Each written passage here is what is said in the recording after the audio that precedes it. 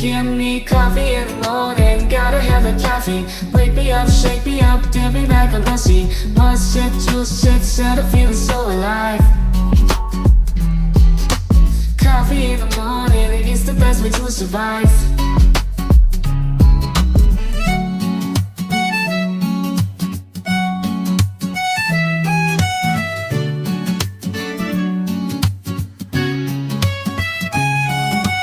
Woke up in the morning, sleepy eyes yawning.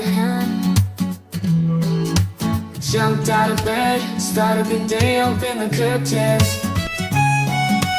Felt the cool breeze, the sun shining on my face. But something was missing, I needed my job to chase.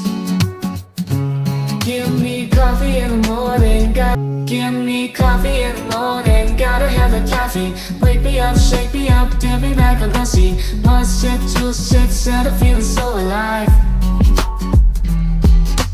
Coffee in the morning, it's the best way to survive.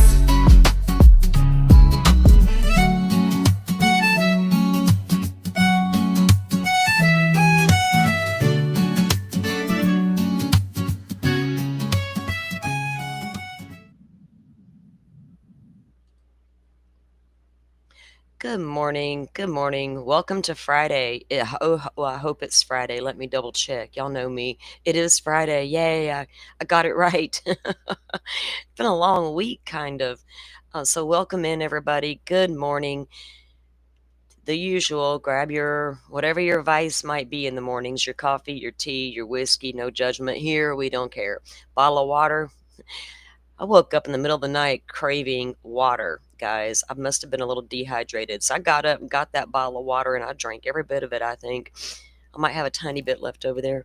But good morning. Welcome in. We're going to unpack a little bit here. A few documents came down on the Idaho docket, nothing major, but we're going to take a look at those really quick before we head into this what's going on in Letcher County business. Whoa. Welcome in my mods, Butterfly, Forrest, thank you for being here. Carrie, welcome in. Hopefully that baby's being good for you this morning. Don't tell us no stories about that baby being mean now. We know better. We know better. We got a good baby on our hands. Oh, I miss having a little one around sometimes, but I don't particularly want one for my own. You know what I'm saying? Can I come visit yours for a minute? It really has been a while since I've been around a little baby. Our babies are getting big in this family. I don't know if I can handle one 24 hours, to be honest. It's been so long. Might be when them old ladies are like, come get your baby now. We've had a good time. Oh, good morning, Butterfly. We hope you are feeling better. Your little accident that you had. I hope you're healing and you're not in too much pain. So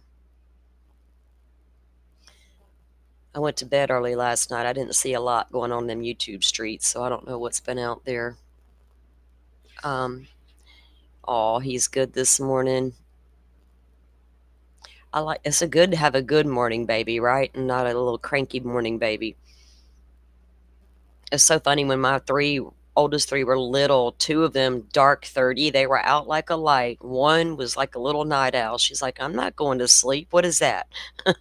But she was good. She would chill and play by herself or watch a cartoon or something, I mean, while the other kids slept. It's crazy. So funny how our kids all have different personalities, right? All so different. Yeah, Butterfly, we don't need you injured up over there. We need you on the mend. We hope you heal. So, guys, we're going to take a look at the docket that came to, a few things did drop on the Idaho docket, and they're just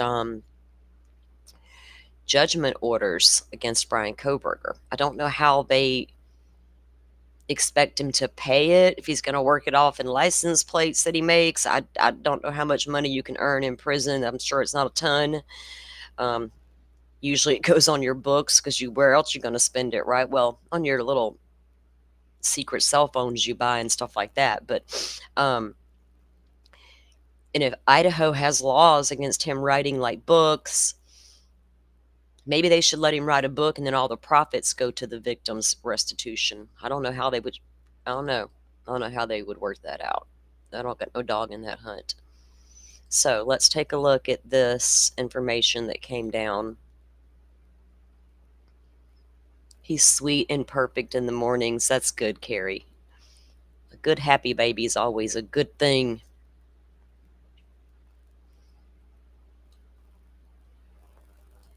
I remember those nights, those few nights, when you got that little sick baby or he's teething or something and you're just up all night with him. I don't miss those days. But I do cherish all those memories. Yes, you can take ibuprofen and Tylenol at the same time. My mother-in-law was a nurse, 30 minutes apart. That was her rule. Always worked too. And I'm telling my kid that. I'm like, son, your grandmother was a nurse. To Tylenol and the ibuprofen. He's like, whatever. But yeah, Tylenol for your pain and your ibuprofen for your inflammation, right, Carrie? All right, so we have let's see here. This one was filed by the judge, and it is a stipulation RE restitution. Come now, the state of Idaho, by and through the Letcher County prosecuting attorney, and the defendant by and through his attorney of record, and hereby stipulate to the entry of restitution orders herein as follows. Crime Victims Compensation Program, $14,393.13. Jim and Stacy Chapin, $5,720, it looks like. Jeffrey Kernodle, $8,843.03. So total is $28,958.88. Defendant further agrees to pay such restitution with interest at the judgment rate from the date of sentencing.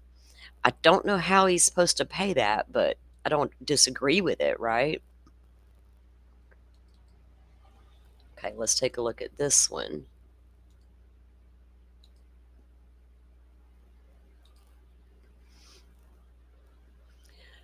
Order of restitution. On August 26, 2025, the parties stipulated that the defendant owes restitution to the victim, Jeffrey Kernodle of Avondale, Arizona, and judgment is hereby entered and pursuant to Idaho Code against defendant in favor of Jeffrey Kernodle in the amount of $8,843.03 payable through Ada County Clerk's Office with interest. 9.125% interest rate. Wow. Okay, so that was for Jeff Kernodle, and that is, of course, Xana's father. This one is August 16, 2025. The party stipulated the defendant owes restitution to Jim and Stacy Chapin of LaConner, Washington. The judgment is hereby pursuant to Idaho Code against the defendant in favor of Jim and Stacy Chapin in the amount of $5,720.72, again with a 9.12.5% interest rate on that one. Wow.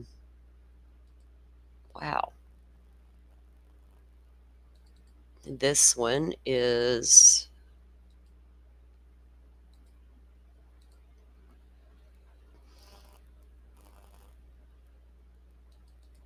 August 26, party stipulated the defendant owes restitution to the Crime Victims Compensation, and they're doing that at $14,393. So that's that one. Crime Victims Compensation. I guess that's like a fund, but I don't know how they fund the fund. Interesting.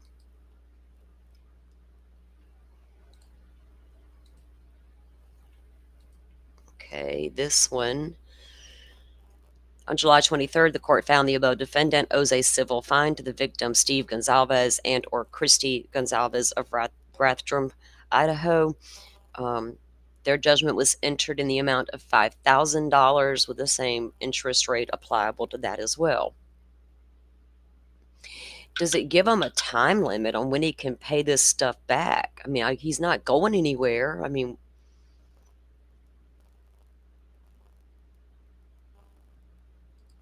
And this one was for Karen Laramie.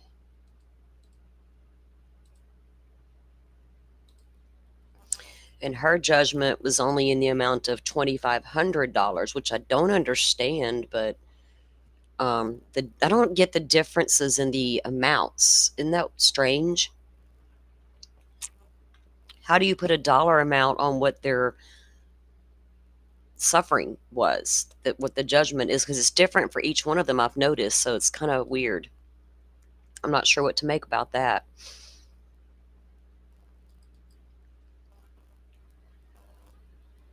And there was another judgment for the Chapins at $5,000. And then this one was Kara Kernodle, or Northington, however you want to, whatever you want to call her. She goes by Northington on Facebook. Kara is Xana's mother, and her judgment was also for $2,500 and the same percentage rate added. And then BM was Ben Mogan, and I'm not going to pull that one up, guys, and it was also $2,500. I just don't know how they come up with the amounts, right, owed to the families and the victims of the families. Did I say that right? The victims' families. I don't know how they determine their dollar amount or how they expect it to get paid. That's something I'm going to have to look into on how they handle that going forward. You guys have any ideas on how the heck that would get paid? I mean, I don't know. Thank you, Forrest. Yes, everybody, if you don't mind, on your way in, hit the thumbs up button for us. We appreciate that. Like, notify, subscribe, and share. I do appreciate everybody coming in and unpacking this stuff with us. We love having you guys join the conversation. And I know there's some competing streams out there still going over some of that stuff in Idaho, but I kind of got burnt out a little bit on it. I'm waiting on some newer stuff. All those reports and documents about who they were interviewing and looking into, it's cool and interesting and all that, but I haven't seen anything that I want to just jump into yet, unless I'm ready to throw shade at these other people as being a possible alternate suspect, and we're past that, right? So we're still waiting on the judge to make his decision from yesterday's hearing, Judge Megan Marshall, to make her decision on the hearing we saw yesterday. And now that the Judge Hippler has gotten his order in on the finalization of the redactions, I guess, we'll start to see some of those come down. And then we'll have some more to unpack with that, a little more. I'm still looking through some of those ISP documents because there were so many. Looking at good ones that I feel like are worth really talking about, that may tie into some of the other things we were just talking about recently. His prison job will go towards that, along with a percentage of commissary put on his books. Certain prisons, Riley, like, county jails, like our county jail, there's like a limit you can put on every month. But if you go over a certain amount, they will take a percentage to pay back the jail for housing you. I think that girl told me it was like $2 a day, but this was years ago when I talked to her about all that. So I don't know if it's the same kind of setup for the prisons, right? If they X amount of dollars placed on your books will go towards what you owe. But people aren't dumping thousands of dollars onto a commissary books every month, right? You're only putting a minimal amount on there to begin with. So I feel like it's gonna take the rest of his life to even get a few dollars made enough, to even go toward it. He's not gonna be sitting there making bank in prison unless you got a bunch of women and men probably throwing money at him left and right. Ew. But yeah, if he has any kind of income coming in, take it. What's he going to do with it? And what kind of prison job is Brian Coverter going to apply for? Librarian at the legal library?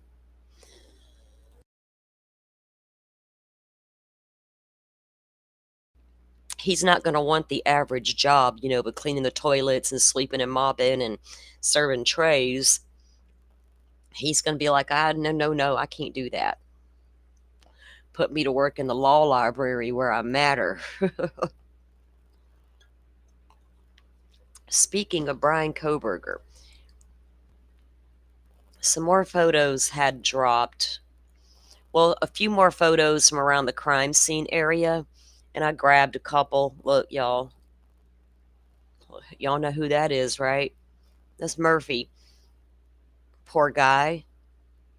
He probably witnessed a lot of stuff that nobody else ever witnessed in that house. He saw everything going down. Maybe not everything, but he saw some shit enough to go hide in Kaylee's room on the bed. And then when the cops saw him, he bolted under the desk and was like, "I'm not coming out." And so that was the cops walking Murphy that morning, and that is right there on King Road in front of the house. They were walking him down toward Jack's, but just before they took him away from the scene. Now, these images were released on Ashley Banfield's show. We don't have a lot of images of Brian Koberger before he lost all of his weight. We have the one where he's working out, he's still pretty heavy, but he's like in the cop program at the high school before he got kicked out. And he looks happy in that picture, right? In this one, you really can't get what's going on there. I don't know. But this one, he didn't look happy at all. Then again, it could have been like, "Mom, leave me alone, get the camera out of my face" situation. Boys at that age are like, "Are you kidding? Get away from me with that camera." So I don't know. I'm not going to sit here and pretend I know what was going through that man's head or that boy's head at that moment. Once he earns his way in, they'd put somewhere to work. Yeah, I mean, well, you do have choices in certain county jails will allow you a choice of where you might want to go. If you want work release, get out in the field, or if you want to work within the kitchen of the jail, there's different things. If you're a trustee, that's when you get your choices, right? You got to make trustee, but that's a county jail situation versus a prison. In fact, those county jail trustees come up in the Letcher County situation we're going to be talking about here in just a second. But I agree, Riley, whatever he ends up doing in prison, it's just going to take a long time to pay that restitution back. Come on, that's a lot of money, and they're not paying him but what, a few cents a day at best. I don't know what they make. Let's see if we can look it up real quick. Let's see.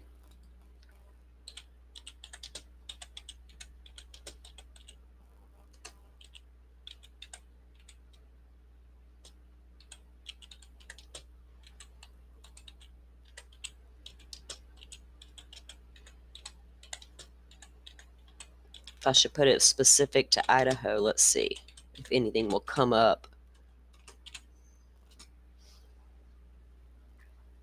Inmates in Idaho generally earn a low hourly wage, with some roles paying as little as 10 cents per hour and not being paid at all, according to a 2017 report by a Prison Policy Initiative.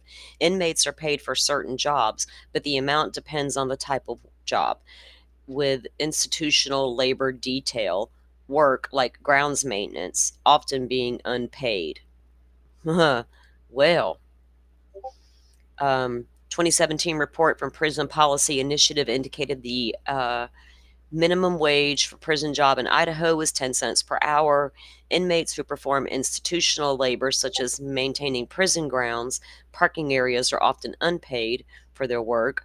Residents who are a part of a vocational work crew under a contract with a hiring agency may receive a wage, but the exact amount varies. Factors that influence their earnings. Inmates are paid at different rates depending on specific jobs they are assigned. Regular prison jobs pay low hourly. State-owned business jobs pay more, and a small portion of workers may be eligible for prevailing local wages. In 2020, the Idaho Supreme Court ruled that inmates do not have a legal right to be paid or unpaid employment under the state law. Well, we'll have to see how that works out. I can't believe robbery costs more than life. Ugh, girl. or guy or Riley. I'm not sure. I'm sorry. I'm not sure. So hard to tell sometimes. Um, so yeah, we'll have to do a little digging and see what kind of prison jobs actually pay. Well, I wonder what kind of prison jobs are available at the prison he's at, right? I haven't even thought about looking at that stuff yet. I'm sure he's still settling in with the vent people screaming at him. Are they still screaming at him, we wonder?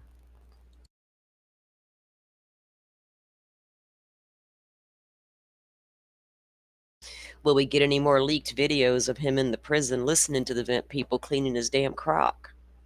Mm-mm-mm. Okay. All right, so if you guys were here the other evening or the other day, I don't know why I said evening. You're a girl. All right. Yay, Riley, I got it right. Woohoo. I don't want to say the wrong thing. Um, Welcome in. Thanks for always coming in, Riley, and chilling with us. We appreciate you. All right.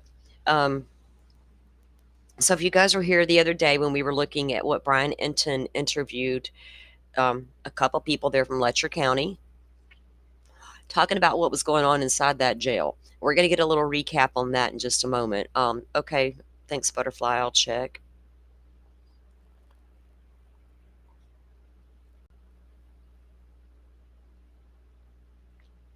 Oh, okay, cool.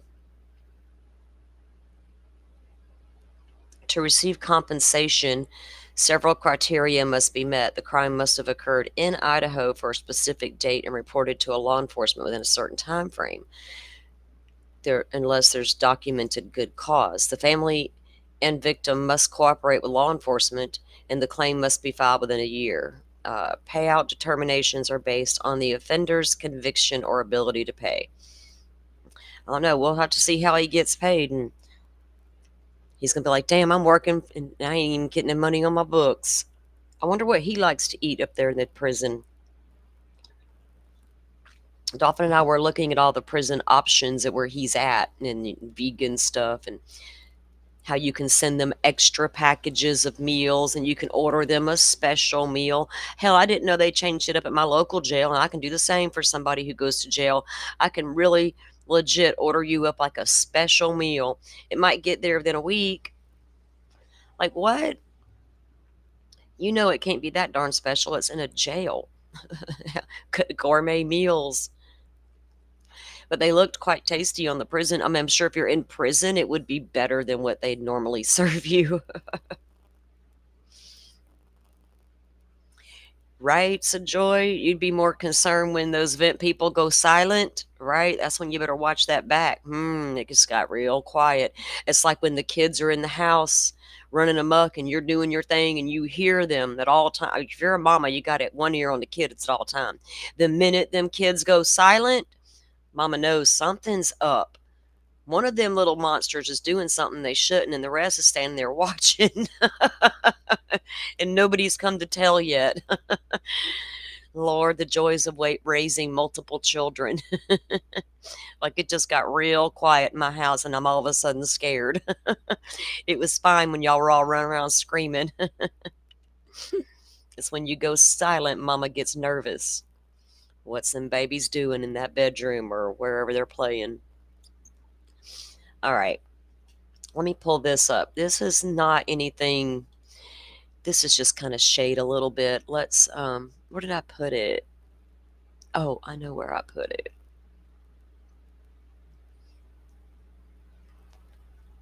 It was something, well, it's something I showed a long time ago, but Hillbilly Crimes, she also had it on her.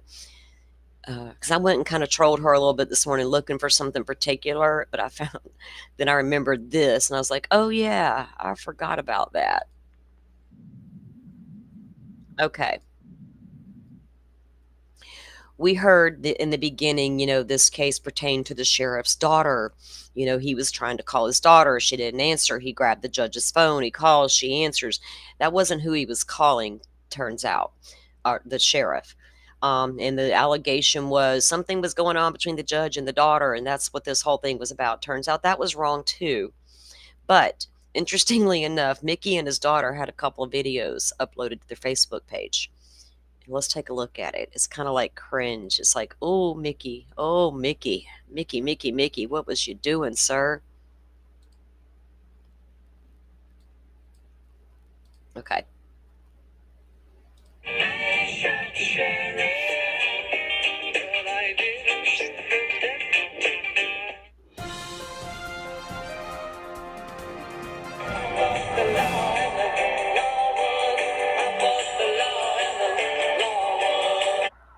Oh.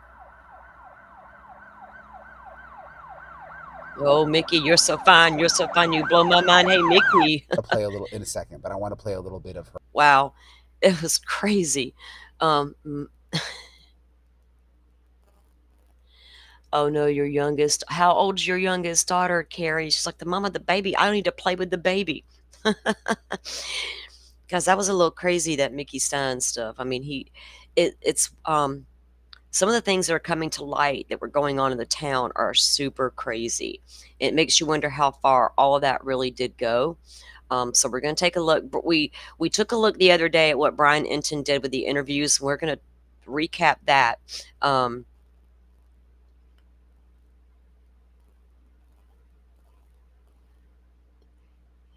Yeah, Raleigh. Now that makes sense, right? There was like 5,000 combined and then 2,500 individually. But some other ones got more. What was it? 8,000 for.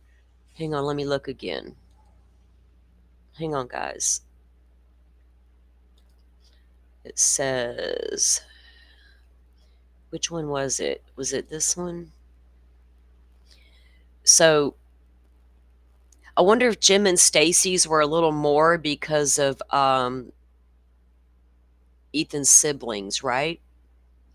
Because their judgment in this one is $5,720, but it just lists Jim and Stacy. And then Jeff Kernodle's is over $8,000, and it's him and Jasmine, but he's the only one listed in this particular one. So I don't know how they determined, his sum compared to everyone else's. That's way different. So I don't know. And they also gave the 2,500 to Kara, but they're giving him 8. So I don't know how they calculated it, right? We just don't know. Okay.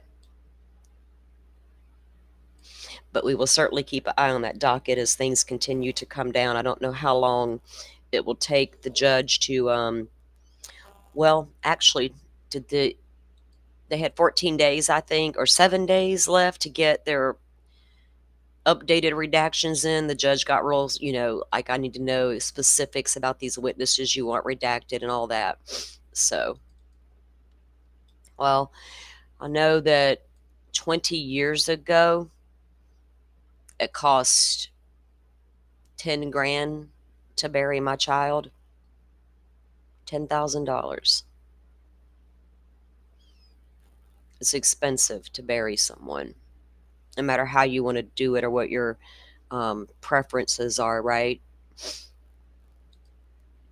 And that is one thing parents don't expect to have happen. They may have life insurance on themselves, but generally you don't got a bunch of life insurance on your babies. And it's not something you expect you're going to have to deal with one day. And then it hits you like a ton of bricks out of nowhere. And the people who are willing to rally around you and support you, oh my God, it makes all the difference. Yes, Forrest, thank you. Always here to remind us, subscribe, hit the like button, share if you can, and leave a comment in the comments section. All these things help the channel grow and direct others to the streams. Thanks very much. Yes, y'all chime in and join the conversation. Please do. We want to hear from you guys. All right, so let me see what I had on my list here. We went through the little documents there. We're going to take a look at the interview. So we'll recap what Enton interviewed the ladies on, but I want to take a look at Mickey's attorney talking with him. We're not going to play the... Hold on, that was loud in my ear. I won't play the entire thing because there's a doctor or a criminal psychologist or something coming on to weigh in, and I'm not really interested in what he had to say, honestly, because I can make my own determinations. We will drop the link. It was on a Brian Enton interview if you guys want to watch the whole thing. Let's see, do I have these up right? Okay, that's going to be this. We need to go to this one first. Okay. Let me get it set up in the right spot, guys. 1 second.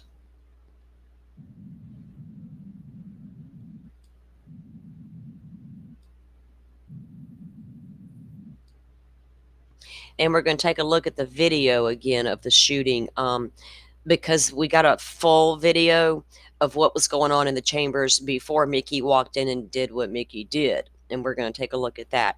I don't know all the players in the video. I can't remember the names, but Elizabeth at Hillbilly Crime knows exactly who all those people were in that video.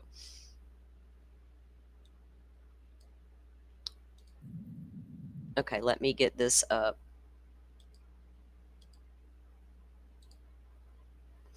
All right, so this is going to be an interview with Mickey Stein's attorney, and this was after Brian did the interview with the ladies, right? Talking about the allegations within the community. So I want to play for you now my new exclusive interview with the Sheriff Stein's attorney. And I appreciate him for talking to me. And he's going to explain, and I got him on the phone, he's going to explain what his defense may be. Because remember, there's a trial coming up. There's going to be a trial. Sheriff Steins is going on trial for murder, for murdering the judge. So he'll explain what the defense may be, and also why the sheriff may have been so worried about his life and threats that he says the sheriff's wife and daughter received. Mr. Bartley, thank you for talking with me. I think you saw our stories. We were in Kentucky. There were a lot of people telling us about officials and the judge using inmates for sex. Does that play into the sheriff shooting the judge? Well, Brian, what I can't do is I can't comment on the veracity of any of the claims made. I will say that my client's actions were the result of a mind that was overwhelmed by pressure, fear, and untreated mental illness. I will tell you that my client... He said untreated mental illness. Now, remember, he's going after the emotional disturbance defense in Kentucky, and it is a thing in Kentucky. Kind of like Florida, we have the stand your ground law. You come into my home and I take care of business, I stood my ground. I don't disagree. In my home, not chasing down boys on the street to gun them down. Come into my home, I got the right to stand my ground. All right? In Kentucky, you can lose your shit and murder somebody and have an emotional disturbance defense. Civil deposition that involved similar claims was a focal point of the week leading up to the shooting that you've seen. I can tell you that our client was aware of, had become aware of certain conduct.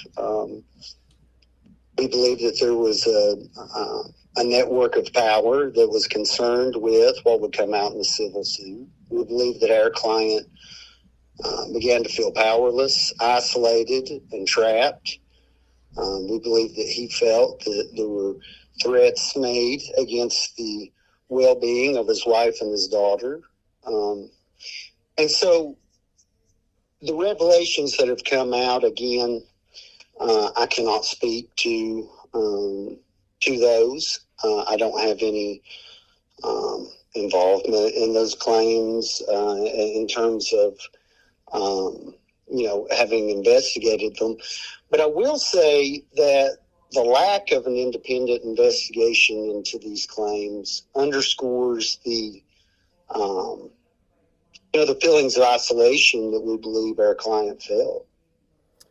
Was there we've talked about the federal lawsuit, and we did reporting, with the recording with the interview with the woman who said that she saw the judge having sex with inmates. And there was this deposition coming up that the sheriff was going to have to be a part of. Was that weighing on him? I mean, how does that play into things? Was that just coming up very shortly, or I don't know if you can talk a little bit about that. Yeah, so I think that I think it's really no secret to anyone who's investigated this case or taken a look at it. The real line of when you could see a decline in my client's mental health was, it coincided with the deposition. There was a great amount of anxiety leading up to the deposition, and this really, it only heightened after he gave the deposition. And so he was concerned that there was that there were a lot of eyes that were watching to see what and listen to what he had to say. And you mentioned threats with his daughter and wife. I don't know if you can elaborate on that a little bit. What do you mean? Well, I mean, he felt that his wife and daughter, were physically in harm's way. And I think that's reflected in some of the post-arrest videos that have been shown. That's what I'm comfortable saying at this point. He felt that his wife and daughter were in jeopardy, and he believed that. What do y'all think the chances are that they were really threatened? Because I think there was a good chance they were. The more we read, the more that's coming out. Joe and I read the entire transcript here of Mickey's testimony at the civil suit proceeding, and there was nothing really in there about Judge Mullins, but that was the only transcript that we had. There was more about that investigation because if you don't know the backstory, 3 days before the shooting, Mickey Steins was giving a deposition in the civil suit filed against the sheriff's department, and that stems from criminal charges that were brought against Deputy Ben Fields, who at the time was obviously under the sheriff's department, but he was the bailiff for the judge. Mickey used to be the judge bailiff, and then he went on to be the sheriff, and Ben Fields was then appointed the bailiff for Judge Mullins. And then when Ben Fields was accused of trading sex for ankle monitors, he pled guilty. I think he's in jail now. I have to go look that up. But he pled guilty, and then after that, a civil suit was brought against the sheriff's department for failure to train their deputies, and Mickey was going to be the fall guy. That's what it's looking like at this point. So, was Mickey being pressured? Not to say more, Mickey. Don't talk about the town's secret. If you do, we'll do X, Y, and Z to your family. What? Was that really happening? Would that be enough to send you off the deep end? To finally blow the bubble on this little town, whatever's going on here? Nothing justifies what Mickey did, right? There's no justification to walk in there and shoot down an unarmed person, because it really would have been more beautiful to see the judge go to prison if he had done anything wrong. So taking him out really wasn't the answer, but these two have a history that I'm not aware of, right? I'm not there. Y'all know how it be. That they could be physically harmed and or taken. Did the sheriff did the sheriff ever tell you, did the judge ever specifically threaten his wife and daughter? I can't comment on anything that my client said directly. Okay. Did your client see anything ever in Judge Mullins' chambers similar to what we've been reporting, what some of these women have come forward and said? Again, I can't comment specifically on what my client saw, but I will say that I do believe there was concern about things he had seen. How do you feel about the allegations from women like Taya Adams, who we interviewed, saying that she had sex countless times with the judge, that other inmates had sex with the judge, that it was just sort of known that if you did that, you would, get out of being in trouble, basically. But, I prosecuted for Commonwealth, Kentucky for a long time as an assistant Commonwealth attorney, and I always took the claims of alleged victims very seriously.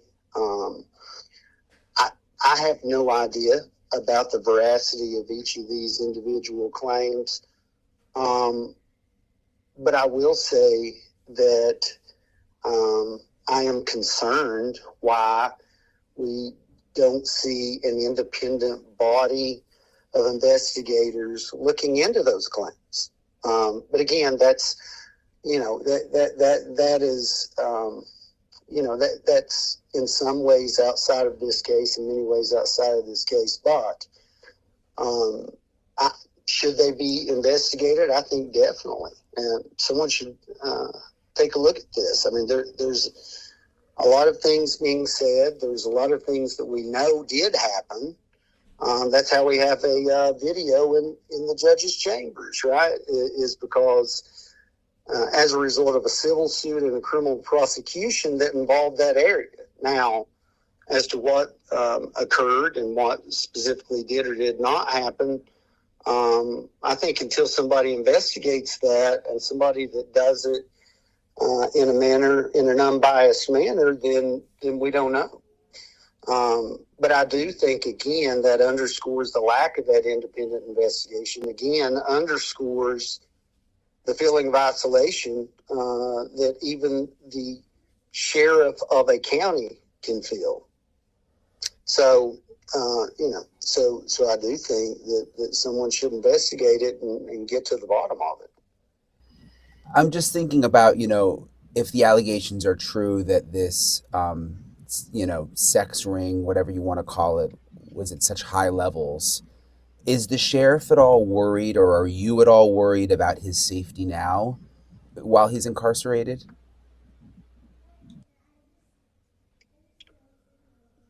I don't. I feel that at this current moment that our client is safe. As to his family, we believe they're safe. We hope they're safe, and I'm not aware of any. Well, certainly they wouldn't do anything to his family now. That might draw attention. And they did take him over to the Leslie County Jail when he was first arrested. They didn't keep him in Letcher County. And Mickey was concerned about, boys, where y'all taking me? Where y'all taking me? This ain't the jail. Yeah, it is, Mickey. Calm down. Specific threats having been made after this case was initiated. But I think that there are, or there has been a history of silence in Letcher County that is troubling. And, I think it's something that, without an independent investigation into what underlies all of this, then that silence is perpetuated. Good luck getting the Kentucky State Police on that real quick. Like, I don't think they're slow to go in Kentucky. There's a lot of odd things that happen in Kentucky. Crystal Rogers' case being one of them, and the unsolved murder of her father. Do you have any indication that there may be an independent investigation now because of what's been coming out, and just because of people being perplexed by why the sheriff would shoot the judge? I mean, has anything happened recently that makes you think that maybe they will investigate in terms of, like, at the state level or even the feds? Yeah, I don't know. I know that these allegations were made to certain investigative bodies even prior to this shooting. So, yeah, they were made prior to the shooting. Allegations were made. It's so weird that I'm like, it almost gives me chills because I'm getting such Delphi, Indiana vibes off this case. And I've pointed out so many times, corruption happens in the big cities too. It's just different in the small towns. And I'm from a small town. I know how these good old boys roll, right? We got pretty good cops around here because if you screw up, they're going to get you. FDLE ain't playing. But it happens. I wouldn't put it past them, but damn. To say that do I have confidence that there's an investigation? No. Am I aware that there is an investigation currently? No. But I do know that according to the same recordings that I've listened to on television myself, these claims were made to the Attorney General's investigators prior to this shooting as a result of the civil case and the criminal investigation of Mr. Fields. And it's just interesting when you go there, we interviewed obviously Taya Adams and talked to some other women off camera, but there is this sense that this wasn't really a secret, what was going on. I mean, it seems like people knew, just like locals. Oh yeah, they knew. Yeah, so again, Brian, my wife and I both are from the adjoining county there in Eastern Kentucky, and I can tell you that these things have been said for quite a while. Again, I can't personally comment on the truthfulness or the veracity of any of that, but especially given. Y'all wonder, don't you think he would want some of those women to come on and testify for the defense about what was going on in that town? I think I'd be deposing me some witnesses today, or he's probably already on it. I don't know. What has transpired, I am curious why if there has been an investigation, what did it yield? Will there be an investigation? So yes, I have heard the same things. I'm aware of the allegations, and but again, the fact that we don't have an investigation into this again underscores how even a sheriff can feel pretty isolated. Yeah, I guess I'm just thinking if I'm the Attorney General's office or if I'm the FBI and I hear about a acting sheriff who shot, and it's on video, who shot a judge in the chambers, and then these other things come out. I mean, even before these other things came out, when I heard the story, I just thought, why would the sheriff do that? You know what I mean? Who has a family and who has, he's the sheriff. You know what I mean? Like, I would just think there would be enough there already to warrant someone coming in and saying, like, what is going on in this county? I don't disagree with you, Brian. What a role will the sheriff's mental state play in the upcoming trial? Well, again, I don't want to get into specifics of our defense, but, it's been you've seen in the public filings and in the hearings that we believe that his mental health is going to be a large piece of our defense. And just, I guess, what caused him to get to that point? Well, I mean, I think if you look at the anxiety, if you look at the pre-existing illnesses, if you look at the pressure, the lack of sleeplessness leading up to and following the deposition, then I think that created a very a very dangerous combination when you put that in conjunction with mental illness. And so the specifics of that I'm not going to comment on today, but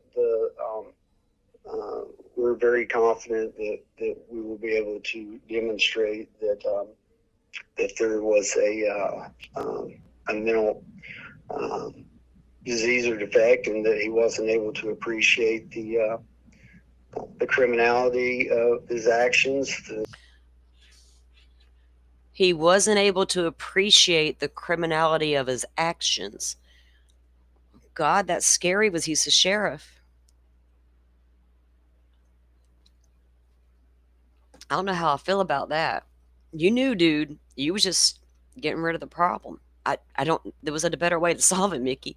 But he's going to go with that emotional disturbance. Now, then again, if he felt so pressured and felt like, hey, you're going to hurt my wife and my kid and I can't stop you and this is the only way, then that's the only way. I don't know. In that we believe that he shouldn't be criminally responsible. So there's this whole rehab component, and some of the women we spoke to have talked about it. You think he was playing stupid, Carrie? Like, because there's weird parts to the videos, right? Where the sheriff even acts like he doesn't know what the Miranda rights are. It's like, are you acting right there, buddy, to play into the emotional disturbance? Are you really emotionally shot for a moment, right? People can honestly flip it for a moment and lose it. Doesn't make it right or justify it in any kind of way. But I don't know. He did seem to be extremely confused about some things. To that there's this connection between the drug rehabs and the violation of inmates' rights. Have you heard anything about that, or in your investigation, or I mean, I know you can't talk about what the sheriff has specifically told you, but have you come across anything in that department?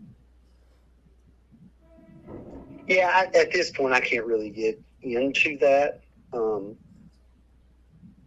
don't want to comment on that part of the investigation at this point. Okay, I understand. And just in terms of the where things stand, I saw there was a hearing last week. You were asking for a $50,000 bond for the sheriff. Doesn't seem like that has come through. What sort of happens next? I don't know if you can kind of give me a little bit of the timeline or what you expect and when the trial may be. Well, I think the Commonwealth indicated in the hearing that they were going to seek funds to get another expert, and so I think that will, that will certainly set us backwards in terms of getting a trial date. But I think that there's a lot of pre-trial motions that I'm sure will be heard. And we're looking to get a trial date, hopefully, as soon as possible. This, I mean, I'm assuming in your career, this is this is sort of an unusual case for you.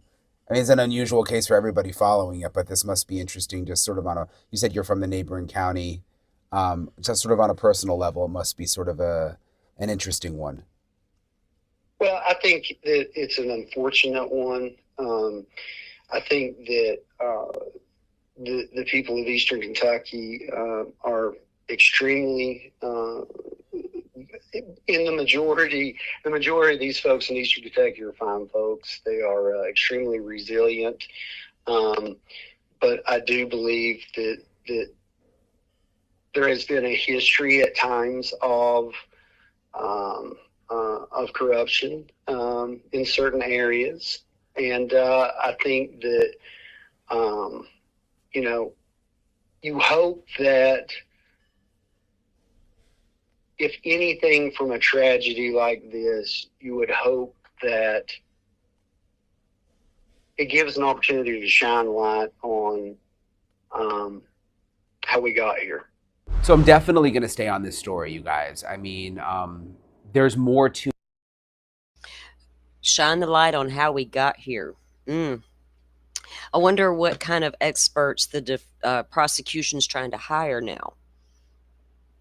I'd be interested to see that witness list for the prosecution. It's hard to get these documents out of Kentucky. I could always check with Elizabeth and see what she's got and see what she can send me, because she has sent me stuff before. But we don't have like a neat little docket package like Idaho supplies us with for the Koberger case. Kentucky's one of them weird states like Indiana. It's like, no, we don't like to do stuff in the sunshine. We like to stay in the shadows. We like the shade over here, No, we don't like the shade. We like the sunshine. So it's going to be interesting because now the judge, I don't believe, has made a decision yet on Mickey's bail, which is weird. Why are you taking so long to make a decision? Base it on the law. What are the guidelines for your court on these types of charges versus criminal history? Florida has a point system.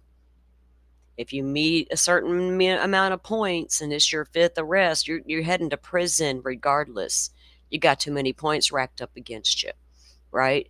So if there's no priors and all these things in Mickey's past, would the judge be able to bond him and make a decision? I mean, Lordy, this was supposed to get under trial and it got postponed. So I'm going to look for some more documents in the case and try to, because if I can read documents, sometimes it makes a lot more sense, right? And that's how we learn. That's how I learn. I want to read the documents, man. So I wish everybody would just release those and not make you wait longer if you're out of state or make you pay extra if you're out of state and all this weird stuff. It's like, come on. I don't mind if I have to pay for a document, but y'all getting a little ridiculous. Kind of like Idaho want me to send them $30 for something that's already out there into the Ethernet. Like, why would I do that? I'll just wait for somebody else to get it and then I'll just go look at it. 4-day weekend. Oh, is it? It's like the holiday weekend, isn't it, people? I forgot. Oh, wait, my sister has a birthday coming up. Okay, I got another week. Good. I didn't miss it. Is it like Labor Day weekend or something? Y'all, I don't follow this stuff. I quit following all that years ago. I don't have kids in school. I don't look at the calendar. I just don't care. Something fun happening. I might go, I might not. We got something fun happening this weekend on Sunday, I believe. Mr. Joe Schmo, are you still going to do your big show on Sunday? You've been with us a year on these YouTube streets, and we're going to have a little celebration, I think. So we'll have to stay tuned for that. He's going to have a couple of guests lined up over there for the big show. All right, let's take a look at this next thing I wanted to take about. Let's see, it was. Let me get this to the right spot again.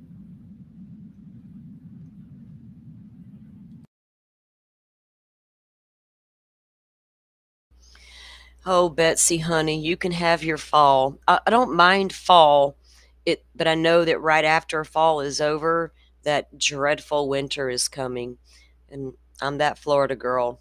I don't like it. Don't like it. All right, let me get this set up, guys. I'll be right back.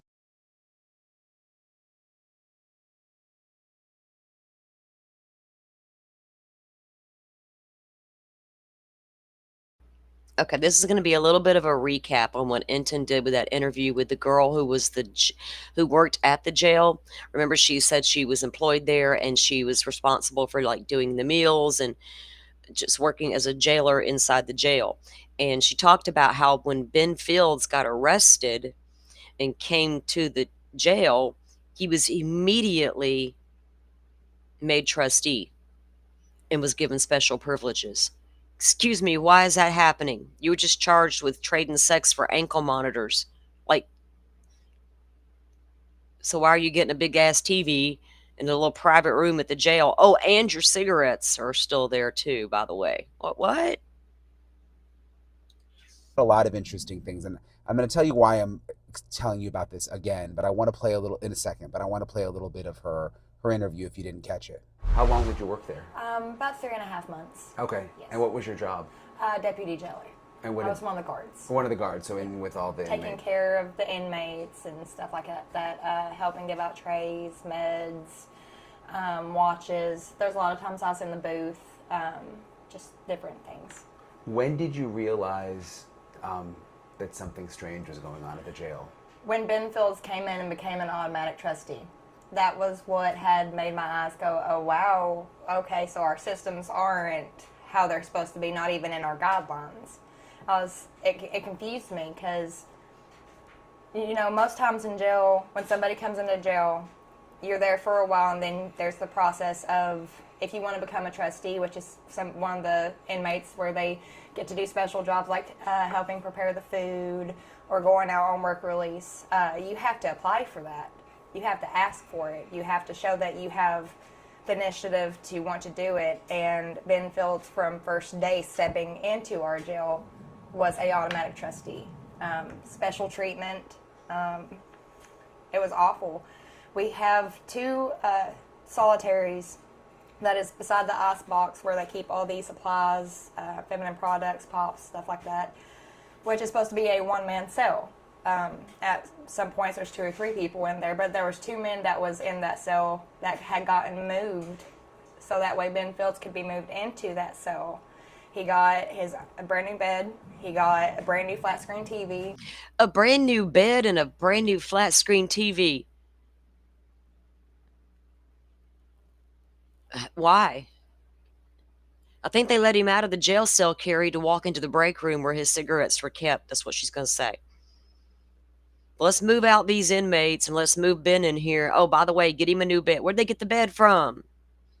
The Walmarts or like the big furniture store? Was it cushy? Was it comfy and cozy? Big screen TV. What the hell? Automatic trustee. He had his own pack of cigarettes in the break room, Marlboro Red Shorts. Oh, see? It just wasn't fair. You know what I mean? It just showed the system wasn't how it should be. Did you ever see anyone having sex? I never seen anybody having sex, but I had heard stories. One of the female guards specifically was telling me that one of the places she takes male inmates was the storage room, which used to be a stairwell in front of the medication room. It's literally directly across. You can't get in there without a key, and that's where they take them. A lot of times they get took up into the courthouse, especially after hours late at night. Nobody's at work, nobody's up there, so it's all empty. What did you think when you were working there? That it was a brothel. It is all just a... Oh, goodness, a brothel.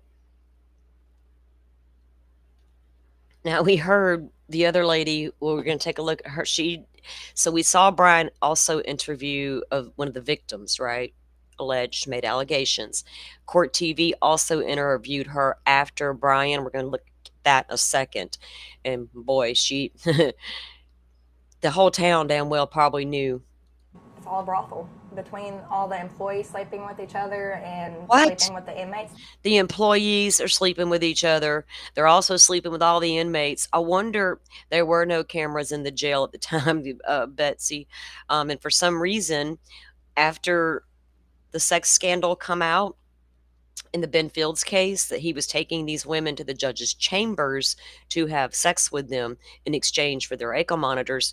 Then they ordered cameras put up in the judge's chamber, which we're learning now wasn't really the chamber. It was an office, which is where we see the shooting take place. That's why that camera was installed, allegedly, was because of the accusations made in the Ben Fields case, but there was no audio. But at the time, there were no cameras back then when they were all getting it on and running amok in the courthouse / jail. The jail was under the courthouse, kind of like in Letcher County. That come in, and a lot of them, they are repeat offenders. A lot of them are permanent stayers. Permanent stayers. It's nasty. Repeat offenders and permanent stayers. You're a permanent town's brothel employee. And let's take you when you're 16 and get you on some minor weed charges or alcohol offense, and boy, we got you then. You're going to be on probation for the rest of your natural life. It's sickening. So those were the allegations that she made. Retired jailer Bert Sloan, who I have tried reaching out to through my producer and would like to interview because he was in charge of the jail, and you guys know I'm respectful. I mean, I'd like to get everybody's side of the story in this and interview them respectfully. So if former jailer Bert Sloan sees this, I'd be happy to interview you and have a respectful interview with you. But anyway, he has spoken out to the local newspaper there in Letcher County. The Mountain Eagle is a local newspaper there. and they do some really good write-ups on the case. Now, I went and looked at the article, and 9 times out of 10, I can read all their articles, but today it was like pay to finish reading, but Brian reads it pretty much for us, so we're just going to let Brian do it. Mountain Eagle. And I wanted to read you part of this article. If you want to read the whole article, you can go to the Mountain Eagle website. I just want to read you part of it, though, because I think it's important to provide some context about what he is saying and sort of the bigger situation here and the reaction to these interviews that I've done. Betsy, I've heard that they closed the Letcher County jail after Brian Koberger got moved. They're like, this place ain't fit for nobody. And now it's closed, right? So they're now keeping them in Nez Perce. I was wondering where they were taking them to. And that other people have done on a lot of the situation with the sheriff shooting the judge, but also these allegations of a bigger sex ring. So this is just part of the Mountain Eagle article that I want to read for you. Sorry, I'm like super tired. I'm still in Minnesota, and it's been a long day, but I wanted to tell you guys about this. So this is the article. Retired Letcher County jailer Bert Sloan has asked for a criminal investigation of allegations of sex abuse and rape in the Letcher County jail and courthouse. So he's asking for a criminal investigation. Sloan said he has the right to request an investigation as the former jailer. Sloan, who has not been personally named in the accusations, took office in January 2019 and re-elected in 2022 and retired at the end of August last year. He said he feels his reputation and the reputation of his former employees and family have been damaged, and he wants state police to determine one way or another if any of the allegations raised about public officials are valid. His brother Brian Sloan, who served as chief deputy jailer under him and under jailer Don McCall before him, was appointed to replace him, resulting in accusations of nepotism. Brian Sloan was hired by jailer Gary Cornett, who was jailer before McCall. Bert Sloan's wife Donna also worked at the jail. I think you had to know somebody, and if you did, you got a job at the jail. Keep it tight, keep that network rolling. Got to know somebody. Before he was elected. Sloan made the request for investigation last week after becoming frustrated with rumors that he said paint him and others in a false light. Oh, now we want an investigation because rumors about me are abound. No, let's not worry about all them women that might have been done wrong. There's rumors about me now. Can we launch an investigation, please? Please do. I spoke to Assistant County Attorney Mike Watts, and he has put in a request to the Kentucky State Police for an investigation, Bert Sloan said. The allegations about jail and courthouse officials and employees began after the conviction of former Deputy Sheriff Ben Fields, that's the deputy I was telling you about, who was moonlighting with a private company that handled home incarcerations. Fields pleaded guilty to third-degree rape and third-degree sodomy, admitting that he had sex with a woman who was awaiting trial and in exchange did not charge her for the electronic monitoring ankle bracelet she was required to wear as a condition of bond. And in at least one instance, Fields admitted in a deposition that he had sex with a Pike County woman, Sabrina Adkins, in the restroom in Letcher District Judge Kevin Mullins' chambers after hours. Fields served as bailiff for Mullins and had a key for a side door of the courthouse. The admission by Fields came while he was under oath during the discovery process of a civil lawsuit filed by Adkins and another jail inmate, Jennifer Hill, who was also a plaintiff in the lawsuit against Fields and the office of Letcher County Sheriff Sean Mickey Steins. Miss Hill died after the suit was filed. So these are all things that we've told you about in terms of Ben Fields. While Fields' case drew statewide attention after the civil suit was filed in February 2022, scrutiny became more intense last September when then Sheriff Stein shot and killed Mullins as he sat at his desk smoking a cigarette. And then it just goes on to say since then, and again, you can read the full article, but lurid rumors have exploded on tabloid television shows, TikTok, and YouTube channels run mostly by women who spent time in jail. Those appearing on the shows say they are recovering from addictions, and court records show most have been convicted of crimes here and in adjoining states, have been fired by the jail or are in relationships with convicted felons. The women claim they either knew about or were involved in sexual relations with the late judge, and the jail guards and unnamed higher-ups had sex parties with inmates. She talked about the sex parties and the swings that were hanging from the ceiling. It's like, what? And these little apartments or houses set up around town, and not just in the jail. Well, hell, we'll get it all over town. Who's got an empty house today? What in the world? And the amount of people that may have known this was going on, if these allegations are all true, and it goes deeper and beyond just the law enforcement in this town, and if you didn't have money or something, if you just weren't even treated with respect, or you weren't going to get a say-so. So these critics have claimed that while Fields was in jail for 6 months, he received preferential treatment because he had been a jail guard before and because his wife Angie was chief deputy. Angie Fields was never served as a chief deputy in the jail and left her job at the facility located in the basement of the courthouse before the civil lawsuit or criminal investigation of her husband began. It's interesting. All these people know each other. Sloan said he always thought he had a good reputation across the county, but he now hates to go out of his house because of what other people might think after listening to the rumors being repeated on social media. I feel like I did the best I could, he said. I did my best. I know I made enemies with my job, but I really liked the inmates. Most of them were excellent people. Once you got them off drugs and got them straightened out, excellent people. Sloan acknowledged that he made Ben Fields a trust. Once you got them off drugs. So everybody in your jail was on drugs? Because the whole scandal involves what y'all were doing with the people y'all put in drug court. You can't afford your ankle monitor, honey, and you need to get home to the babies? Come on over. Then we got video of the judge talking about his beautiful drug rehabilitation program that he's implemented in Letcher County. Then we hear tale of all these little rehabilitation houses y'all popped up all over town. Not to mention your pill mills that run rampant in Kentucky. So if we allow the pill mills to freely give out pills and hook all our people on opioids, and then we implement some drug programs to get them off those drugs, it's one big vicious cycle.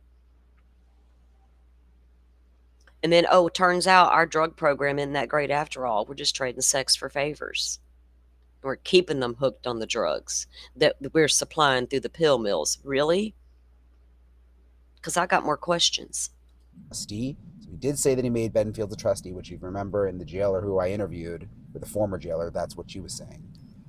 So deep in the Appalachians, Carrie.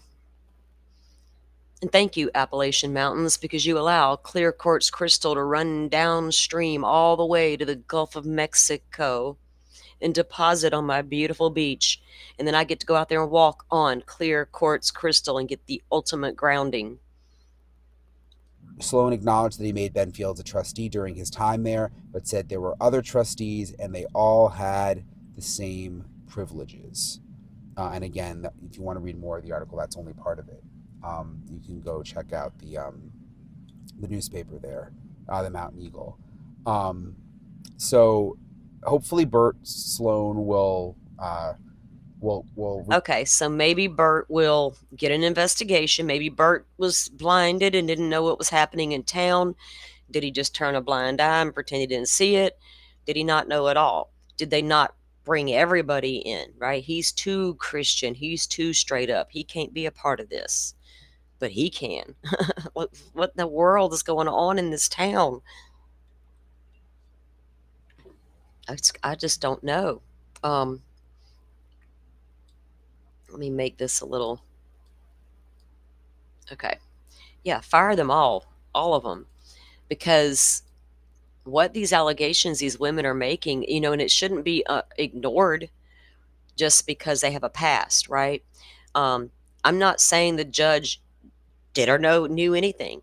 We've always wondered, you just don't go off and shoot somebody for no reason. There was a reason for it. Something triggered it. So was the judge involved with anything?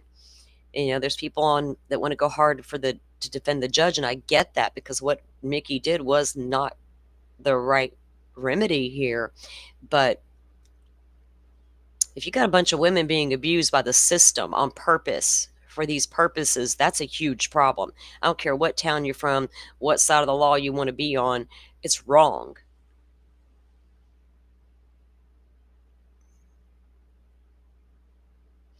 Carrie, you're from the area? Cool. You're up there near Steve then, publicly buzzed. It's a little bit, Betsy, it was the opioids was bad there. I don't know about the meth and the fentanyl there. I don't know. For me, it's all the same anymore. It's all it's fucking drugs, right? So, I know that the opioid addiction ran deep in Kentucky. It did here. Hell, the pill mills started in Florida. There's a huge documentary on it, and the two Miami brothers that started it all. It was born right here in Florida, and we're still shutting down pill mills. As of recently, one here in town, they're going to trial soon. There's 3 of them been arrested. The husband, the wife, and now the daughter was recently arrested. And I thought for sure them pill mills had been shut down. Like, we knew which ones they were. We knew the doctors in town that were doing it. They all got in trouble.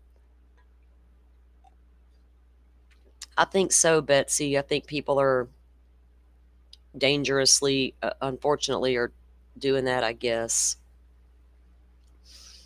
The scene changes all the time. What's the most popular thing these days, right? Okay, so let's take a look at this that I have, and then we'll go look at the new video or the new interview that Court TV did with the same lady. I can't remember her name, the same woman that Brian interviewed, but she says a little more in the Court TV piece, but we'll take a look at that in just a second. Let's take a look at this. Is the longer video that was released, and guys, trigger warning, whatever you want to call it, true crime warning, might get a little graphic. Let me see if I can get this to play full screen, because I want to show you guys. Born in America, Let this little ad go incinerator by. garbage disposals are the only disposals within.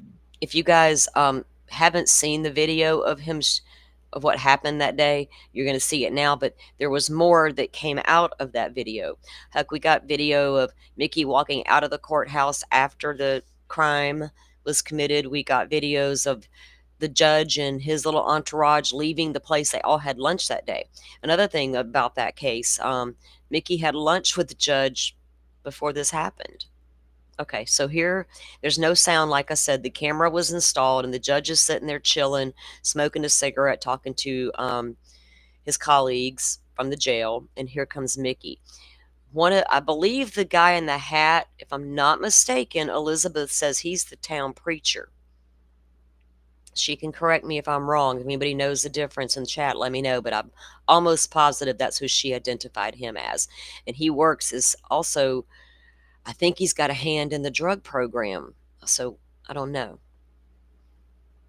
So they're all standing there chatting. Mickey just says, everybody needs to get out. First, he shuts the door. And we don't know what's being said, but he's wanting everybody to get up and leave. And they're like, fine, Mickey, okay.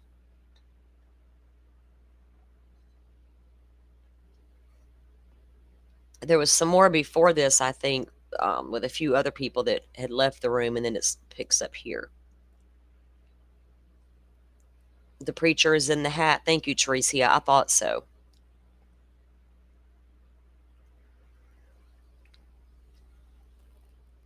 I know Elizabeth can tell you who all those people were.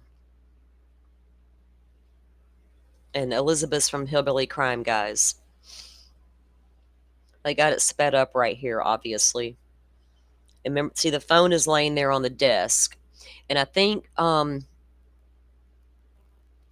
Elizabeth has it on her show where they know Mickey called his mother, not his daughter.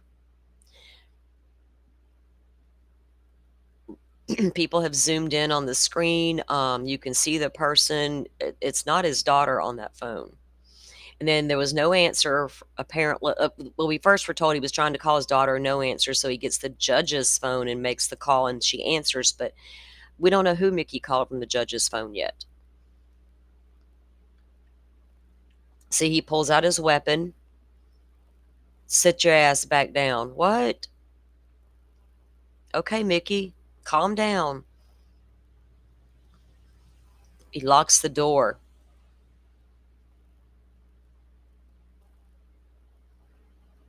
It was his aunt. Thank you, Tracy. I knew mom or aunt. I couldn't recall. You're up on the gist of this case. I appreciate it. Thank you.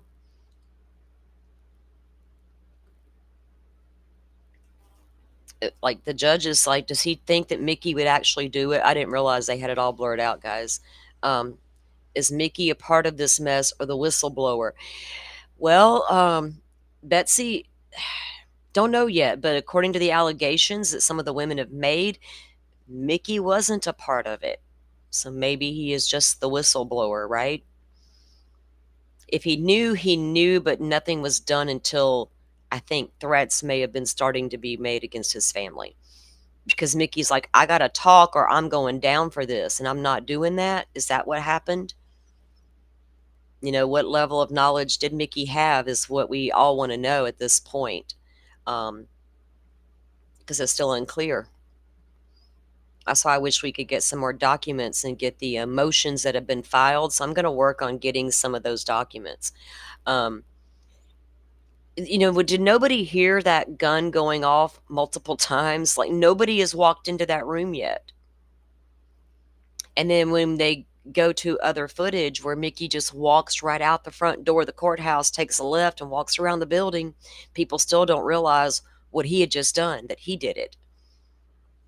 But the clock had stopped at this point. So, yeah, it's interesting to see that there are people just sitting there chilling with the judge having a conversation, right? And then Mickey walks in with his little we need to talk business.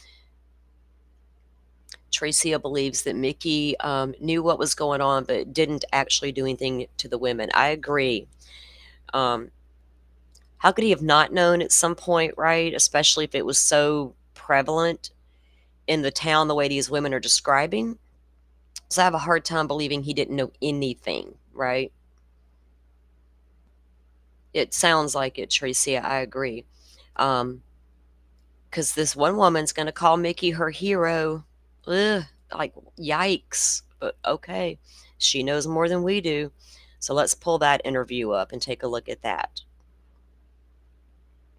And like I said, Brian, every time I do that, these videos start automatically playing in my ear.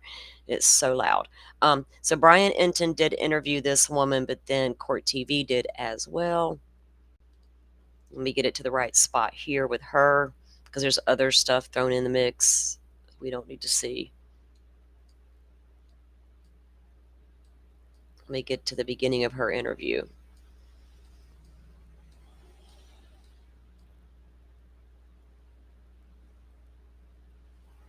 Hold on, my thing's being slow. What's going on there? I gotta take it down and bring it back up because it got confused. I think I confused it. Okay, let me start over. Y'all know we're not perfectly polished over here, and we do not claim to be, so thank you for being patient with my hot mess self. All right. I think I got company. Okay, did my internet go down? You guys can still hear me. Okay, no, it came back up. I'm like, what's happening? All right, let's see what we got here. Good morning, Joe Schmo. Good morning. Barely. Barely. Oh, God, I forget you are behind me on the time zone chart there. 4 minutes till noon. I don't know what I'm going to do with it. Oh, wait, you're ahead of me. Yep, I Wake am up, now. dude. Wake up. I know. He was behind me, and now he's ahead of me. He cannot make up his mind. Eventually, he might get on the same time zone as me. Oh, which reminds me, mister, I got an idea to run past you later. I need to call you. All right. I had a boots on the ground investigation thought, and I thought, oh, Joe, you need to come on down here. We got business to attend to. Anyway, with that said, how are you doing? You had some sleep issues lately? It's been bad. It's been really bad. Like sleep for 3 to 4 hours around midnight, and then get up, and then like 10, 11, 12 o'clock, just I got to crash again. But you know what? It's nice being independent because I can do that. I can crash for three to 4 hours in the middle of the day. Scream it and preach it, because I'm all over that right these days. I'm like, I'm so nice to be on my own schedule, and no children, no man, no nothing. Just got these 3 little animals. As long as I feed them a couple times a day, we're good, right? So I feel you.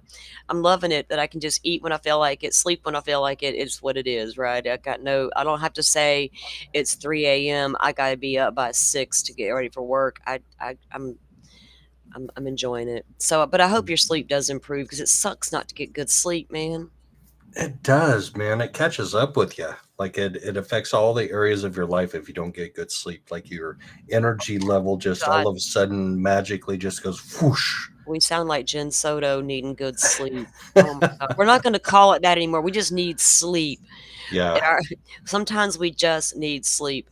It does suck sometimes when it does wear you out after a few weeks of that interval sleeping, I call it, which I'm really good at doing. Interval sleep. I think I always have, so I'm so used to it. But Betsy, to answer your question, at the time, Mickey Steins was the sheriff there. So, Joe, do you tell us about the big show again on Sunday? What's happening? Oh, the 1-year anniversary show. So it is going to be rocking. Like, it's going to be a really good show. I'm super excited about the people that have agreed to come on. So Bob Mata has agreed to come on. He's going to be my first guest, and I'll just give him whatever time he wants to talk about whatever we talk about. But I met him first in Delphi. Mm-hmm. And he was like, from the very beginning, he's been supportive of me, just like you have been. Like, he's OG, just like you are. So that's going to be great to have him on. Obviously, Steve from Publicly Buzzed, but here's a surprise guest that just agreed to come on yesterday, Mike Watkus. Okay, cool.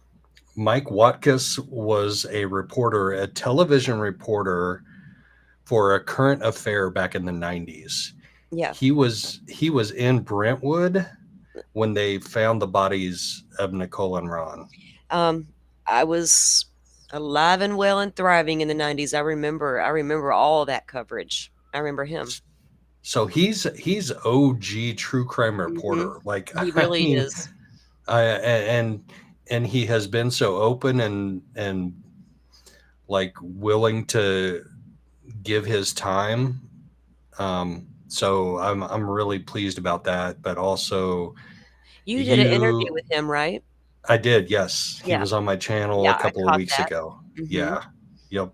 And he's going to be back. He was also in Hurricane Katrina 20 years ago. Yeah. He was in Biloxi, Mississippi 20 years ago for Hurricane Katrina, and it was just him and a cameraman sleeping in their car. I am less than 3 hours from Biloxi, Mississippi. Used to party hard there in the 80s at concerts, but that's a whole other story. Yeah, Katrina. So he's done a lot over the years, right? He's OG. Like, mm-hmm. He's old school OG. Yeah. Like, it is such an honor to have him on. Yeah.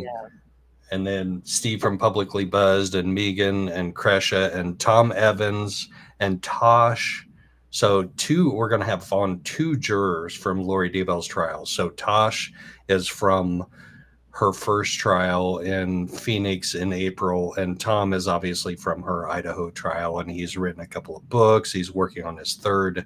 It's going to be good. It's going to be really good. Well, we're looking forward to it.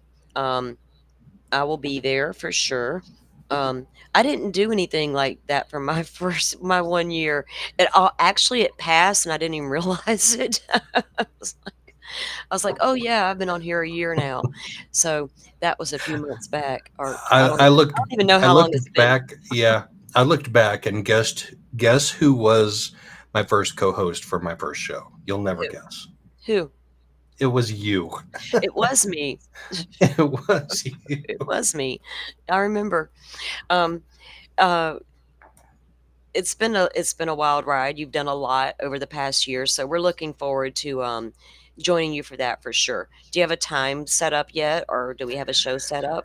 What we doing? Yeah, so Bob is going to be my first live guest. He's going to come on at 2:30, so I think I'll probably start at 2, and maybe I'll try and come up with some like clips and stuff to show in that half hour before he jumps up there to join. 2 o'clock, I think, is the scheduled time, 2 o'clock Eastern. Okay, cool. 1 Central for me. Not a big Yep. deal. I'm going to be here. Don't know what our weather is going to be like this weekend for that big race thingy. And I'm like, I'm not chilling in bad weather, so I'm just going to stay home. And I already had an engagement. I'd rather just chill with you guys and be a part of that. So we're looking forward to that, and we'll can't wait to see what you do over there on the big show. Well, congratulations for your year. Thank you. And Betsy Ross remembers Mike. Mike also was there in Colorado City, Arizona, for when they cleaned that city out. Like, and he actually, I think he may be going back there soon to like do a follow-up on that. That would be cool. But yeah, he was researching FLDS long before anybody else was. Look, when y'all began talking about the LDS stuff, and like, look, those talks have been happening since the 90s. That is a story I have followed that long, right? And all the misgivings of the LDS church and the FLDS and all the things. I've watched a lot of documentaries over the years, a lot. And it's cool to have reporters dig in like that and bring those stories to light, because they're important stories, and people like me who've known about them for decades, right? And then people who are just finding out about this stuff. It's like not enough people cover it sometimes. So appreciate those efforts to get that kind of stuff out there like that, though. Yeah, and he and I talked yesterday on the phone. He's really cool. He's old school like that. He's like, we texted a couple of times, and he's like, no, you got to call me. We're going to talk on the phone about this. I'm like, okay, absolutely, we'll call you. We called and talked, and he's like, what do you want to talk about? And I'm like, it would be cool to talk about how true crime has changed from like your early days in the 90s. And he's like, oh, my early days go way back before the 90s. Oh yeah, I'm sure into the 80s. Yep. All through. He's been around for 40 plus years. Yeah. Yeah. I get it, because I'm an old lady, so I've been, watching this true crime stuff for like 40 years. Like when my kids were little, it was on in the background pretty much at all times. They're little, they're not hearing what's being talked about, or they're in the room playing or whatever. And at night, I'd sit down and consume true crime type stuff. But I remember all of their coverage that he was doing back in the day on the almost forgot dude's name, Nicole Simpson. I remember the victim's name over OJ's name, so that's a good thing. But all that coverage was great. So, but it's important to get. It's harder to find more journalists that do the investigative stuff, right? And to bring light onto things. It's easy to jump on a story and cover a 5-minute blurb. That's so easy. But to do the deep dives and to bring the documentaries out, we appreciate that kind of work. Absolutely. For him and a cameraman to go like sleep in their car overnight to cover Katrina is just like, that's my type of boots. He's not a judge at that point. Sorry. Yeah. Well, to that point though, there were a lot of people doing that, right? This is hurricane country. I can tell y'all some stories. You would not to see the convoy of national news media rolling into your town to film the destruction. Reporters and storm chasers are everywhere. You hope they come to do it right and not to take advantage of what they see. It's a gut-wrenching feeling to sit there and watch all that and know in a week they're all going to be gone and we're going to still be suffering. So I appreciate him even doing the Katrina stuff. Katrina could have been my town so easily. I was literally standing in my yard feeling the wind gust as Katrina barreled through the Gulf of Mexico toward Louisiana, and me thinking, thank God it's not coming here, but I'm praying for those it's about to hit, because it's going somewhere. Once it enters the Gulf, it's getting one of us. and we don't know which one until a couple days in. All right, so we're going to watch a little bit of this court TV piece. So this is crazy stuff coming out, isn't it, Joe? In this case. It is, and it's only 6 hours for me, so I may actually do some boots on the ground on this. Maybe we'll see. 6 hours from you. I was wondering Yep. how close you might be to this location. They haven't set a trial date yet or anything like that, so they're actually still waiting on the judge to make a decision about giving Mickey some bail here. I don't know if he will or not. So this is a follow-up interview with the lady who was making accusations about what she experienced in the town, and now she went over to Court TV and did an interview with them. So we'll let this start. No. What do you do after this happens? After this incident, 16-year-old girl. I must not have started it. Just escalated from there. Hold on. I didn't have it where we needed it. Okay. Here to help answer that question is former inmate Taya Adams, who's been speaking out about the alleged sexual misconduct by Judge Kevin Mullins himself. Taya, first of all, thank you so much for being here. And thank you for being strong enough to talk about this stuff, because a lot of people would just want to erase it, run away from it, and we appreciate you coming on here. Did we lose her? There she is. Okay. I'm sorry. I don't know what just happened. My phone went nuts. That's okay. All right, Taya, first of all, let's talk about the judge. How long have you known, or did you know, Judge Kevin Mullins? Since I was 16. Okay, under what was the context of you meeting him when you were 16 years old? I had a position at the Commonwealth Attorney's Office. My sister worked for him, for Edison Banks. And Mr. Mullins was the assistant Commonwealth Attorney at the time. And I had went over to his office to learn how to take a deposition, the first encounter that I had with him. So it was an employment situation? Yeah, kind of. But like I said, I was underage. It wasn't really a formal job. It was kind of like just informal training for me. Okay. In office management, filing, things like that. Yeah. And what happened at 16? At some point, did this become what we're talking about here, inappropriate behavior? The first time that I was alone with him. Yeah, the first time I was alone with him was the first time that he was inappropriate with me, and he had me give him oral, and he paid me for it, and he told me to clean myself up and not to tell anybody. Why does this judge always have a goofy look on his face? He said, clean yourself up. What do you mean? And does he that mean just like... began. I'm sorry, I didn't hear you. His bodily fluids, yes. Oh, okay. I was... Look, y'all, Vinny's like, whoa, wait, what?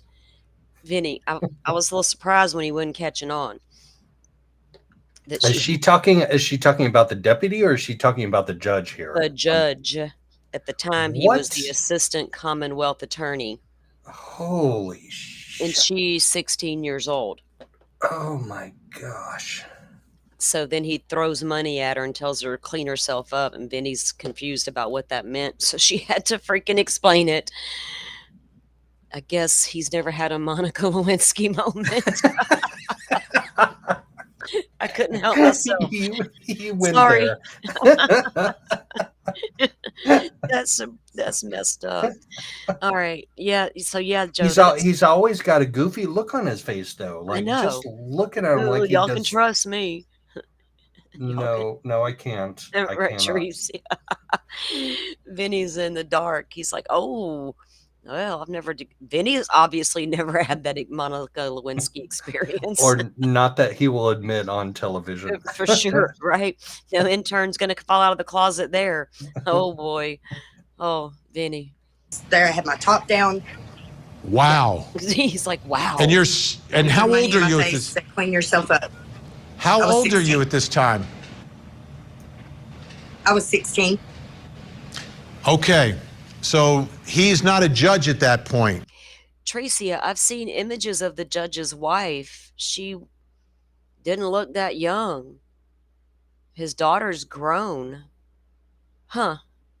I don't know how much younger she is. No. What do you do after this happens? After this incident, 16-year-old girl. It just escalated from there. It went to having sex parties and getting high with them, doing performances with other women. They would have other men have sex with us and watch. Good Lord.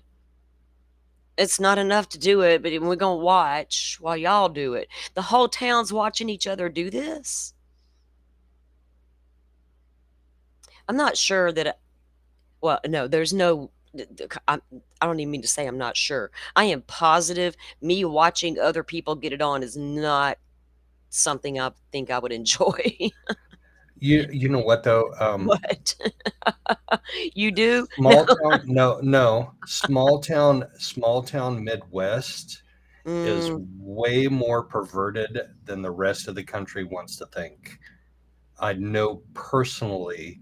Oh, dude, there's perversion everywhere. Of sex trafficking going on in Indiana that went on back in the 80s and the 90s. And people were so afraid of the people in power that they wouldn't report it.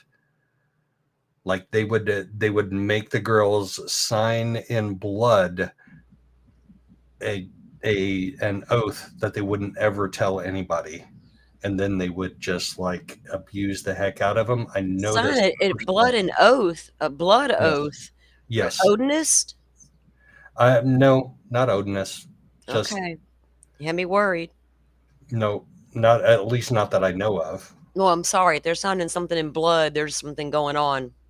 There is, yes. And there was, and I don't know that there is currently because I don't have like ties to the teenage girl community in those small towns in Indiana, but I know it did in the 80s and the 90s. I know for a fact it did. Yeah. Unfortunately, it happens a lot more than we think all over the place. I mean, we're having an issue here now, even with faculty members in schools, that I am just appalled at the moment, and I'm ready to go down to the city hall and show my royal ass. That's why I feel right now. Perverts need to check themselves is all I can say. But here the whole town is taking part in it, Joe. Yeah. And apparently it bled into a neighboring county as well.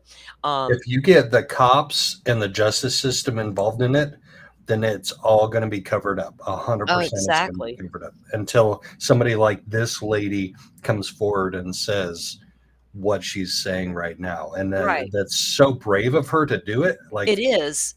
And it is. So, and there's an account on Twitter that already wants to, ignore what this woman has to say. And I can't figure out why, because she has a past. We don't give her a fair shake because she had a past. She explains it all.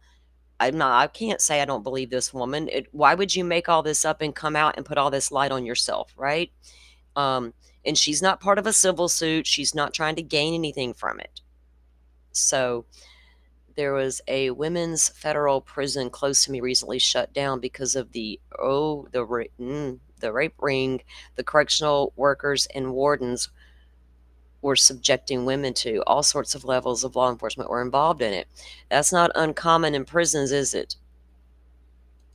And that continued up until I started going to jail and stuff, and they sent me off to rehab at the age of 20 after my mom died. Okay, that's a lot. Sent her off to rehab. One of the rehabs they run. Lot you just gave us right there, Taya. Let's go back a little bit. So you have that first encounter, and how does the next encounter happen, and how does this level of escalation go? Like what? How does he just started introducing me to his friends, and like it was just made very clear that like that's where my value was. Were you getting paid all the time for this? Didn't matter. Was what? Was he paying? You said the first time he threw money at you. Is that the nature of the relationship? He paid for it. He paid for it, yeah, throughout up until I started getting in trouble, and then it became about my court cases, and that would be his. Judge is like, I'm tired of paying for this one. Let's get her on some charges. What in the world? Is that what they do? They pay them when they're young and do drugs with them. And then as they get older and age into adult systems, now we get them and now we trade. What in the heck? And it wasn't just him. There was other attorneys involved, and the county attorney, Harold Bowling, the one that was over my child support, the case that I am on parole on until 2099, he was paroled until 2099. Holy shit. And she didn't unalive somebody. She didn't rape somebody. No. She didn't do all of these things that the people in the system did. Right. But they put her on parole until 2099. Holy shit. You can't make this stuff up, people. No, and other attorneys and apparently some doctors were involved. Oh boy. really bad with me too. I had a lot of really negative experiences with a lot of people from that courthouse. Okay. Now, people listen, again, we haven't independently verified any of this, but this is your story, and we want you to tell your story. I think it's important about everything that's happening here. There have been a lot of allegations. Not the first time we're hearing about this. When you say... Yeah, I'm not the only one. Right. Why hasn't anyone heard of this until now from you? Explain it from your viewpoint. If you're a 16-year-old girl and this is happening to you, why does it continue to happen? Why don't you say something or do something about it? We were groomed for that. They taught us that that's what we were there for. It was so normal. And like the sex part of it, that is really the least of the problems here in Letcher County. It's the way they abuse their power and the things that they do to men and women alike and families and innocent children just to keep their secrets. Now, when you say they, I don't want you to name specific names, you don't have to, but what type of people are you talking about when you say they? Because I understand Judge Mullins, I know who he is. What, when you group them together, why do you group them together as a they? Like, what type of people are we talking about? I've always asked that question. Like back in the day on Facebook, and everybody fought about politics. They're like, they. I'm like, who the hell is they? Can we name they? Because naming they would be super important right now instead of just saying they. Yeah, you know what? Politicians embrace that, though. Politicians use the exact same language. They're like, so many people have said, and they have said, and those others have said. And I'm like, who are all these people? Yeah, who are these people that you're talking about have said? Vinny's like, I don't want names, but I need names. We do too, Vinny. The higher ups of Letcher County. It's the other attorneys, the people who work in the jail. It's the whole system, courthouse, basement to the roof. And pretty much in the buildings surrounding too. There's a lot of like other attorneys and even some like doctors and stuff in town that are involved in. How many people are wondering, is their name going to pop out this woman's mouth at any time during her interviews? Or so these other attorneys and doctors and higher ups in town all worried today? Were they all putting whiskey in their coffee yesterday, or when she did these interviews going, holy cow, buckle up? Yeah, it's the Kentucky version of the Epstein list. Yeah. Oh goodness. How in these parties that they would have now in the various things to different degrees. Okay, you mentioned parties. Describe to me where that would take place, how it would happen. Again, without naming names, but like who would be there, how many people, a few more details about that. Like I understand the concept, but I'm trying to understand how this actually occurred. I mean, it would vary. They had different places, residences, apartments that were just like sex rooms, with swings and mirrored ceilings and. Goodness gracious.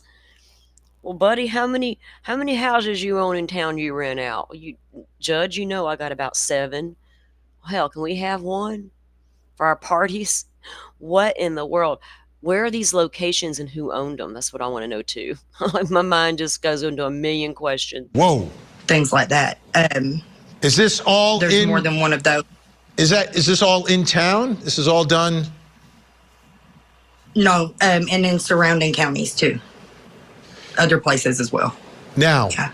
people are hearing you say that you got paid. So people are going to say, okay, she was a prostitute, right? The other women or girls, Yeah, if they're was a sex underage, were sex workers as Yes. well. So was everyone a sex worker versus someone who is up on charges, who is trying to make sure is not necessarily getting paid anymore, but is getting some sort of favoritism or treatment by the system that is kind of holding that over you? How would you kind of break down that division of people, sex workers versus people being extorted for sex? They don't discriminate who their victims are.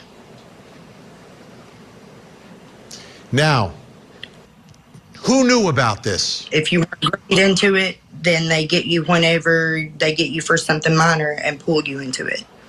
Or CPS, they'll use CPS to remove your children and then use your kids to make you do what they want you to do.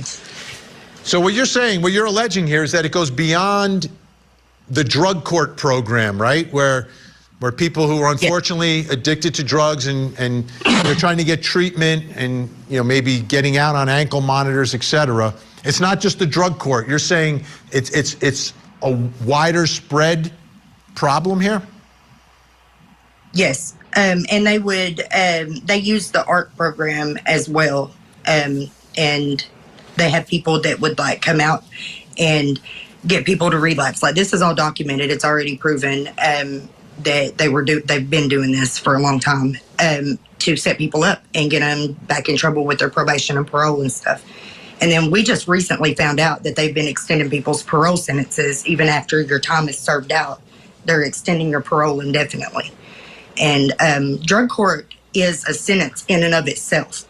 And whenever I finished my prison time, I made parole and got out. My reentry papers from the prison said one thing. And then whenever I got to the parole office, my reentry papers said that I was ordered to do drug court by Judge Jimmy Kraft. And he's the head of the drug court program. And I didn't end up having to do it. They made me do the aftercare program, and I did all the other classes, the MRT, the substance abuse, the co-occurring disorders, the parenting classes. I did them all. And anger management. And I served out my sentence down to day 0. And I've never been proud of anything, more proud of anything in my life than accomplishing that with no problems. No failed drug tests, no missed appointments. And I went to go get my graduation, my gold seal, the certificate showing that I was complete and that I was free. And they said no, that they weren't going to release me. Wow. And then turns out it's until 2099.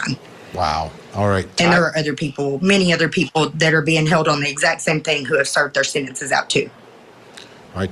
Ty, we're going to take a quick break here, but Ty Adams is going to stay with us. Now, the ARC program she spoke about, guys, is an addiction recovery care in Kentucky. So it started making me wonder about the tie, what was really going on with this. And Elizabeth talked about a lot of stuff with this ARC program. I'm going to find that video I have of the judge talking about it as well. But this is crazy stuff, Joe, that... Well, at the very least that they can recognize women who go into that program are probably vulnerable and subject to being taken advantage of, right? Mm-hmm. Like they're like, if I were somebody who are prone to do the horrible things that some of these people have allegedly done, that would be a program that I would target like immediately. Like, those are vulnerable women and we can take advantage of them. It's disgusting. It is disgusting. Because it's not, especially if they're roping them into it by getting them in there as minors and doing these things. And then when they get to an adult age, getting in them with something minor, and then it turns into, now to get you out of trouble, you do this and this.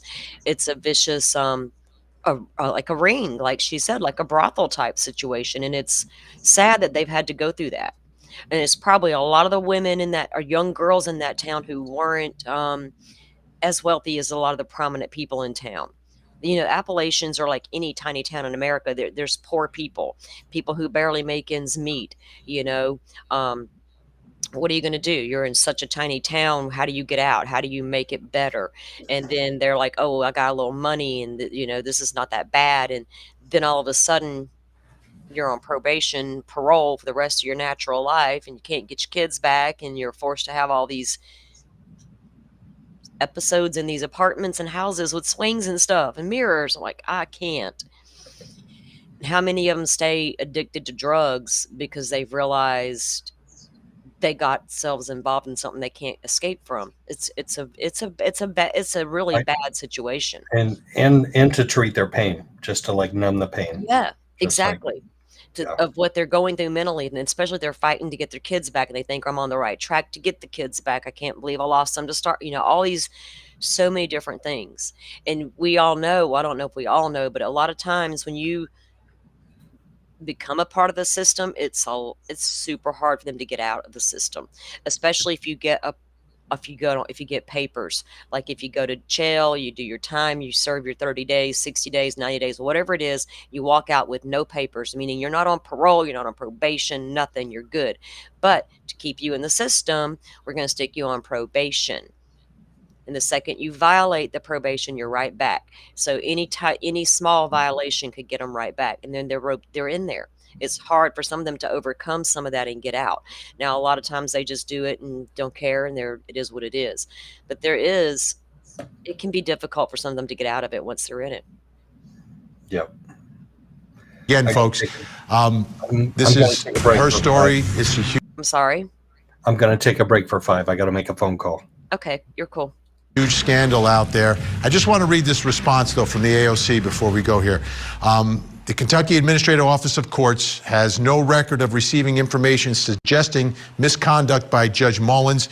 The only allegations reported to the AOC involved Judge Mullins' chambers were made by the judge regarding the federal lawsuit filed about non-judicial staff engaging in sexual acts in his office. The AOC added security cameras to the judge's chambers at his request. That's the camera that captured the sheriff shooting and killing the judge. Okay, we're going to get more of Taya's story. Coming up next, was Sheriff Mickey Steins involved in this sextortion scandal? There was an overwhelming amount of pressure on him, some internal, but we believe there were external pressures as well. Matriarch of the Adelson family gets arrested.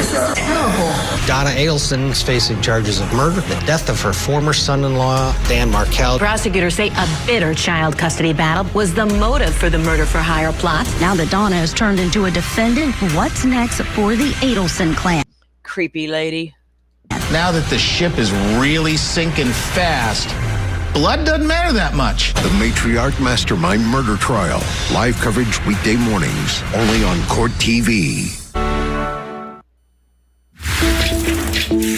But you saw the video of the judge. Any other videos that you actually saw? No. They say that the Sheriff Mickey Steins is involved. I don't know. Who said that? Chad. He said he had videos with Mickey. Mickey used to do the same thing when he was over house arrest. Okay, that is the voice of Sabrina Adkins, the lady who the civil suit was filed on her behalf. Now, she's claiming Mickey does know. And there's videos of Mickey. But the other ladies are like, no, we never did anything with Mickey. So I don't know. We don't know what Mickey's involvement was yet. That's another one of the accusers. Uh-oh. Hold on. Oh, it's raining here. I wonder if it can't be affecting me like that. Sometimes when I stop it, it doesn't want to play right away. It wants to be difficult and sleep. Of course. Let me pull it back up this way. And we'll finish out this interview. Forrest, you aren't lying. But it was funny when Forrest said that. But there's a lot of blinds being pulled down there. You know it. They're like my avatar, right? They're peeking out the windows. Is anybody watching us? You know, them crazy YouTubers will be out there soon trying to stream our house.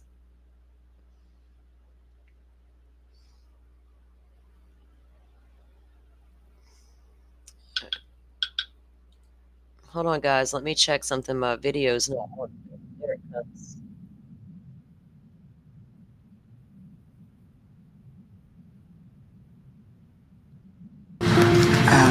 Who said that? Chad, he said he had videos with Mickey.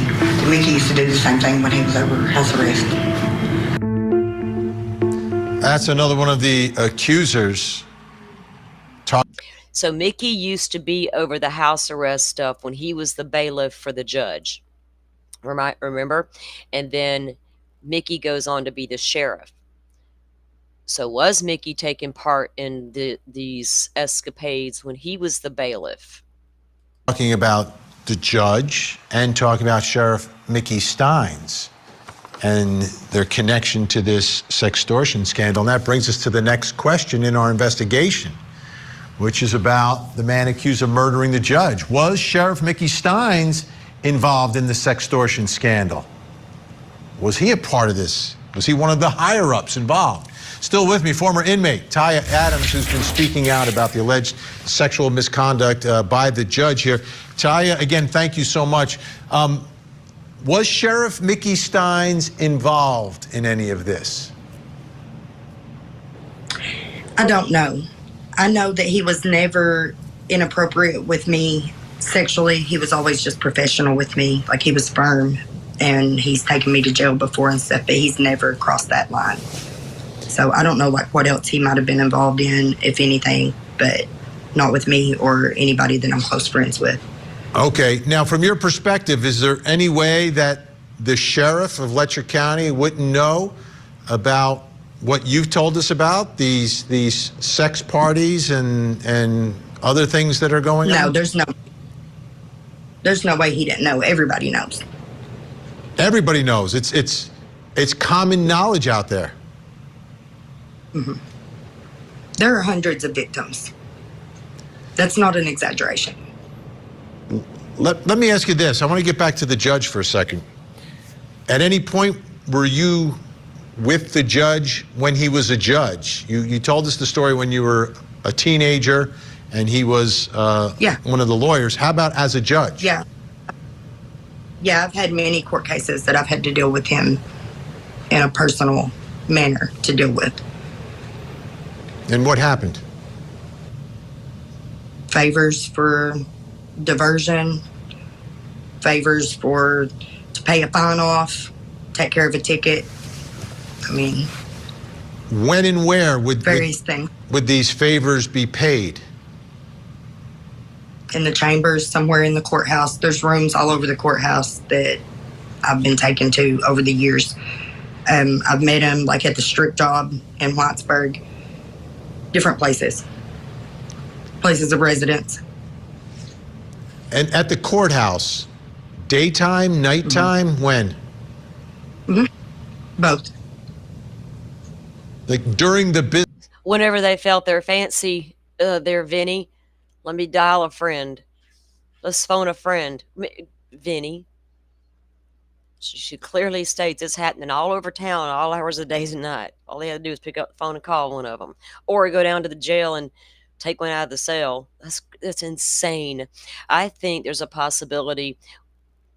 I'm going to go ahead and say I feel like the judge was absolutely doing what these women are accusing him of, and Mickey probably knew all about it. But Mickey's not going to go down alone. Hell, I wouldn't.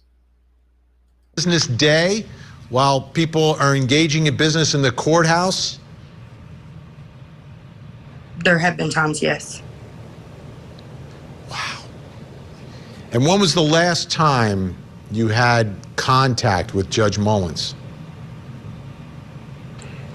2022, I think is when it was. It was right after I got out of prison. I hadn't been out very long. Yeah. And where was it that time? Was it in chambers? Was it somewhere else? I went to see him at his chambers, and then I met him later somewhere else at the strip club. Wow. So she goes to prison eventually, and then when she gets out, the judge is the first place she goes. And then meets him later that night. That's I really don't want to see people coming at her with No. criticism, saying her story is not believable, because I can absolutely is. guarantee you it is very believable. I have no doubt she's not telling the truth. I have none. I absolutely believe her. Because I don't see what she has to gain by coming out and making any of this up. She's not part of the civil suit. She hasn't filed a suit against the county. Nothing. She's just like, we've had enough. And if you've reviewed any of the stuff that Hillbilly Crime's been doing over the past few months, I knew women in that town were absolutely talking. I just didn't know into what capacity yet. I knew there were some people on TikToks. I knew that there was some Facebook stuff, but nothing on mainstream media yet until Brian Enton picked up on it and finally started getting these women out there. This lady has nothing to gain and everything to lose by coming out. Exactly. Everything to lose. You're absolutely right about that. Puts her at risk in all kinds of ways. So she's brave for doing it and finally saying enough's enough. You know, but when something big like that happens, though, you hope people do say enough's enough. You know, that's unacceptable behavior. I don't care what these women were doing. They're not murderers. They're not quadruple killers. They haven't murdered little girls in the woods, put sticks on their bodies. They're being used by men. Plain and simple. Do you know if the camera was in chambers at that point? I don't know. I don't know. I seen him on the outside. Like, there's a door that goes out the side of the courthouse that him and the others would go outside and stand and smoke a lot, like in between court and stuff, like after lunch or whenever throughout the day. And that's where I met up with him that day. That last time I saw him there at the courthouse, I didn't go inside, other than to be in the courtroom with my daughter. And then I spoke to him. I spoke to him before and after outside, and then I met up with him later on. Let me ask you this, Ty. What was your reaction? What went through your mind when you heard that the sheriff had shot and killed the judge? In his chambers? Oh yeah, they smoked freely in the courthouse. So she just said something that is easily provable. Either he smokes or he doesn't. And she just said, yeah, I would see him standing outside smoking. So, I mean, like, don't even doubt what she's saying for a second. Oh yeah. Yeah. The judge is sitting there smoking in chambers. That one guy sitting in the chair, he's vaping. We know that Ben Fields had his Marlboro Reds sitting right there in the break room so he can get out of the county jail cell that they gave him specifically and bought him a new bed and a big flat screen TV. And oh, by the way, here's your cigarettes over here in the break room. Come on out. I bet his jail cell was never shut and locked.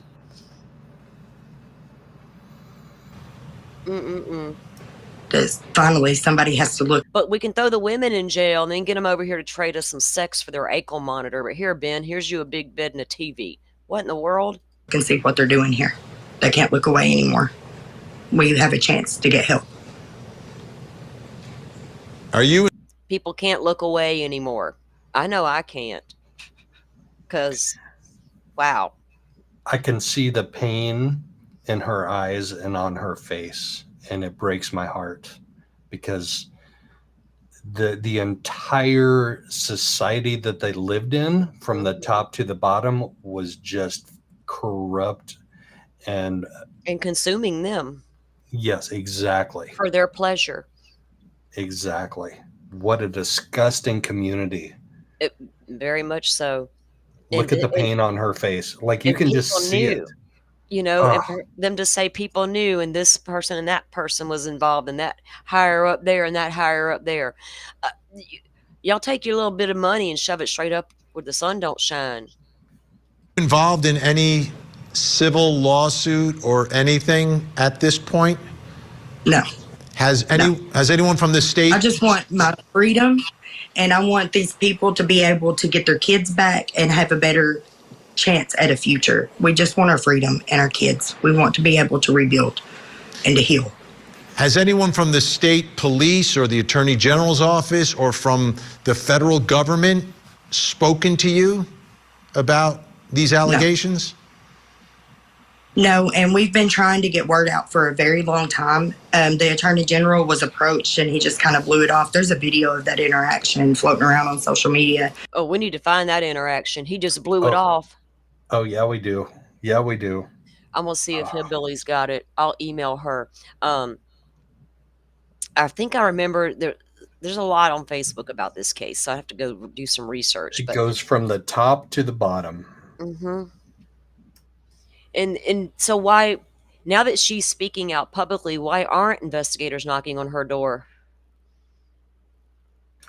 Well, usually what they do is they discredit the person that comes out.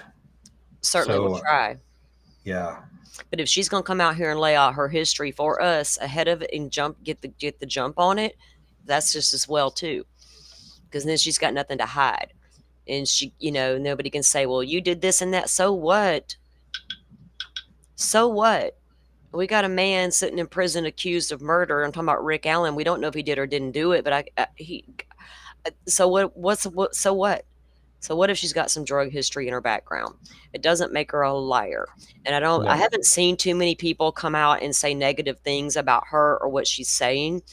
There's just one particular account that I have seen do that. And I'm like, I can't with this right now. But yeah, I think the majority of people are believing what these women are saying. Okay. So let's go down a little rabbit trail off to the side right now. What about him texting his daughter right before he shot the judge? Well, that allegedly is a rumor that is not true, because apparently the person he did phone from the phone there in the chambers, Mickey called his aunt, and Hillbilly Crime has an episode about that as well. I watched all of that, and it appears he didn't call his daughter. There was a rumor about the daughter, but the concern was Mickey being concerned about his safety of his wife and daughter. So it was a big rumor in the beginning that he tried to call his daughter from his phone. She didn't answer. He gets the judge's phone and calls, and she answers. But that's not really what happened. So it wasn't the daughter at all.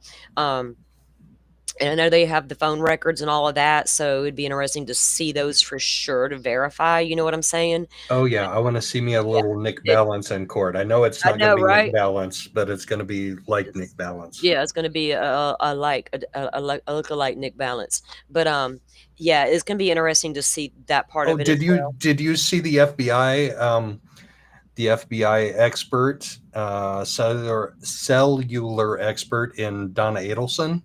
No, but I got a notification a minute ago that there's an FBI agent lays it out or something in the Donna Adelson trial. Well, dude, look, I've tried to get into that trial.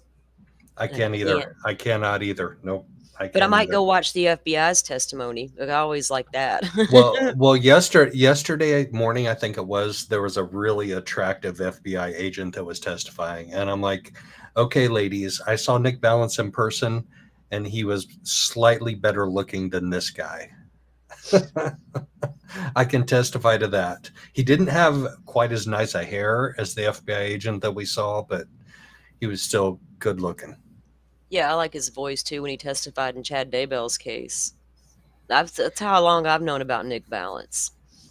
He testified all about those cell phone data. He was set to testify in the Idaho 4 case against Brian Coburger. Yeah. And he was going to go up against Cy Ray. Yes. I was so ready for that fight. I'm just disappointed that it didn't happen. Like, can we see it just for shits and giggles? Can we have a mock part of the trial, just these two going at it with let Heather Bernhardt march in there with her data and give it to both and say, here you go, boys. And as far as the state police goes, you don't trust the state police. You don't trust many of the cops here at all. But I just heard recently that Mickey tried to go to the state police to have them open an investigation, and he was told no. Oh. Where'd she hear that at? I didn't know that. I don't know where she got that from. Not saying it's not true. So I got to do a little digging on that too. I got to go review some of Hillbilly's latest stuff. I have not watched her in a few weeks, so I don't really know what she's been doing lately over there. Because she's in the town. She's from the area. She knows the people. She's got her own history. So I'd have to go check that out. But if Mickey went to the state police and asked them to open an investigation and they're like, nah, Mickey, we're not going to do that. Like, what? If that's provable, I mean, that's big. Why would the Kentucky State Police just turn a blind eye to that? You don't believe your sheriff? Who do you? And so if Mickey got told no, what's his next course of action? Would it be to secretly call the FBI? And then you have to wonder, how high does the cover-up go? Exactly. Like if he goes to the state police and they're like, we're not going to investigate that, like how high does the cover-up go? Right. Like And Doug Carter high? Does it go as high as Doug Carter? Because you got different state agents in these various areas, right? So did it not go? Is there a possibility somebody from the Kentucky State Police knows about what's going down in Letcher County and they're like, okay, let me come down there. I need a little favor. Stay tuned. So, and what are your thoughts about? What are your thoughts about the sheriff? He's my hero. I mean, I'm sure that he's not a perfect man. Nobody is. But he's my hero, regardless. Taya, I want to conclude here because you know your story a lot better than I do. Is there anything I haven't asked you that hold you on think a second. is important? Sure. So, Sheriff Mickey Steins is supposedly her hero. Mm-hmm. At least one, and in all logicness, probably more than one of his deputies were involved in this sex ring because they were having sex in the judge's chambers. It was the bailiff, Ben Fields. Right. Yeah. So I calling Mickey Steins a hero, I mean, I can see where you would. Yeah, I could see where you would say that if it like exposes all of this to broad daylight. I can see that. Mm-hmm. But still, I mean, flawed human being. I'm a flawed human being. I'm an extremely flawed human being. So never, ever call me a hero. But and the other girl makes accusations that Mickey was involved. Sabrina Adkins does. And that is not beyond the realm of believability at all. Not at all. Like I'm saying, because Mickey was over the ankle monitor program at one time when he was the bailiff for the judge before he became the sheriff. Exactly. So there's, if it was already happening and he passed the buck on to Ben Fields, so to speak, here, Ben, you go be the bailiff now, and I'm going to go be the sheriff, and we're just going to carry on. Did at some point Mickey stop participating in the extracurricular activities, or was Mickey just not willing to go down alone for what was going on in the jails? Right. And he just like Tony Liggett, he was in line to be the next successor to the sheriff's office, mm-hmm. right? When he was in a lower office. So him being called a hero is like a stretch for me, but you know what? I'm not in her position, so I'm not going to criticize her. She can call him that if she wants. I'm just not going there yet. Yeah, no, I'm not willing to call him a hero because what he did is could have been handled a whole lot better, right? I would rather see the judge live to stand charges if he did anything wrong and to take accountability for what was being allowed. Oh my gosh. Could you imagine a judge being a prisoner in the state corrections?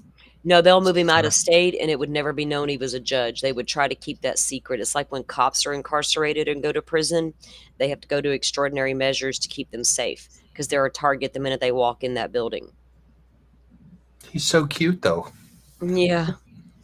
Yeah. Well. folks who are watching tonight or people who are listening tonight should know? Yes, we are still in danger. We are suffering from retaliation. There's been people who have lost their life over this. We need help. We need help from the outside. We need attorneys. We need people. We just need help. Where them YouTube attorneys at? I wish I was an attorney. Her phone would be ringing off the hook right now. And something else, like I said, for what we're planning to do with the future is we're planning to start something called Lexi's Place. And it's just to give a little piece of land and the resources and volunteers to build homes for these women who have been victimized by Letcher County. So that's our big project. Ty Adams. Finding healing and moving forward so they can have a chance to get their kids. Thank you for sharing your story. So they want to start an organization and build a location to help these women. And according to her, there's like at least 100 victims. My goodness. If they could get them all to talk, to the police, not to social media. If you want to come out and speak, so be it. But the police need to be knocking on all these victims' doors today, yesterday, 2 weeks ago. The minute the sheriff got shot the judge and the rumors started coming out, there should have been an investigation launched into that immediately. No, but they're not going to do it, though. They're not going to do it. I don't see how they can avoid it at this point. 90% of small town Midwest, they're going to try and avoid it as long as they can. What if the feds step in and do an investigation, like, over there in Karen Reed case? Well, Delphi, too. The Yeah. feds stepped in on Delphi, and you know what happened? One of them lost their lives. Another one got arrested. Well, I know, but that's the kicking the FBI out of the investigation. Yes, exactly. What I'm talking about in Karen Reed, though, the feds stepped in and did an investigation because of the corruption, and nothing to do with Karen Reed might be guilty, or innocent. Let's go find out if she hit this guy. It wasn't about that. That federal investigation involved the corruption inside the police department. And different things. And they should right? check it. They maybe should check out the Carroll County Sheriff's Office too. Well, they should, but just a thought. They should, which I think there's been motions filed to extend Rick Allen's appeal, especially now he's been moved to Oklahoma. But anyway, I don't know. The federal. They should investigate it. I don't care. You can't not investigate this at some level. Even the state police would look foolish not to open an investigation into this, especially if enough people make noise and the media makes enough noise about it. Eventually something's going to have to be done. And maybe filing more civil suits against the county and the state would help promote that. I don't know what the answer is going to be there, but we'll have to stay tuned and keep an eye on the situation there and see if more unfolds and if they do launch investigations. I know if I was a defense attorney for him, I would be talking to some of these women and taking depositions. It would help me build my case as to what, I don't know what all Mickey's told his attorney. So like I said, I'm going to be digging around for some more documents in the case, guys, and seeing what we can learn. And I'll go. I have talked to Hillbilly Crime a couple of times. We email back and forth occasionally, and I did want to get her on the show, but she's been so busy, and I've been busy with other stuff as well. So I'll reach back out to her and see if we can't schedule something up with her to give us some of her updates on it. But you guys. Forrest dropped the link. I think it was Forrest dropped her link into the chat for us. If you guys want to, I think a few of you are familiar with her and what she's been covering over there. So y'all, I do encourage you to go check her out if you want to know more. Sunflower, Welcome In, Cyree, The Savior That Never Was, him and his 7-minute discrepancy. You mean when your guy took a right out of his apartment complex, went down the street and turned around, went back the other direction, that's 7 minutes? That's my analogy of that 7 minutes, I think. Although we need to know more. They need help from the outside area. They certainly do. And that's what we're here for, right? Make some noise, get it out there. Y'all share the stream out so that people can find these topics and take a look at it and listen. It's like when people want to jump on the bandwagon, oh, free co-burgers, rights were stomped all over. No, they weren't. Rick Allen's were. Get it straight. If you want to fight for a real case with real issues, here you go. But if you come out the gate telling me all these cases have issues that don't, then I don't believe anything you say going forward. So pick your battles carefully. And so, Joe, anything else you want to add before we wrap it up for the day? I'm not going to be on here 5 hours today. No, I'm still working on putting together my list for the 1 year anniversary show. I'll probably do another show before that, though, just kind of like a fluff show. Primer? Yeah, exactly. Yep. He said fluff and I said primer. Like, I want to paint something. Let me get some primer. Been threatening to paint a few things around here lately. I just kind of lost my shit in my room. I have to go through this change. So I start to feel cluttered and things are the same. And I'm like, oh, no, this has got to go. So I got rid of everything. My bed, this chair I had, like y'all wouldn't even believe. I'm just sitting here with a desk and a chair. And I want a new chair. So I started looking at chairs that are easy on my back when I'm sitting here for 5 hours with you guys. Hey, Ms. Woozy's in here. Hi, Ms. Woozy. Always coming in and hanging out with us. We appreciate Ms. Woozy. She's going to be at Crime Con like me. We're both going to be at Crime Con. So I just found out that Dolphin and Firefly canceled their plans to go, but you still plan to go, right? Oh, absolutely. Yep. And when is Crime Con start? In a week. So today is Friday. Actually, there is a pre-party on Thursday night that I bought tickets to. So I'm flying in Thursday. I'm going to go to the pre-party, and then there'll be events on Friday, Saturday, and Sunday, and I'm flying back Sunday. Joe, do I need to call and talk you off a ledge before you go into one presentation? I need you to behave. I know the one you're talking about. I know you know.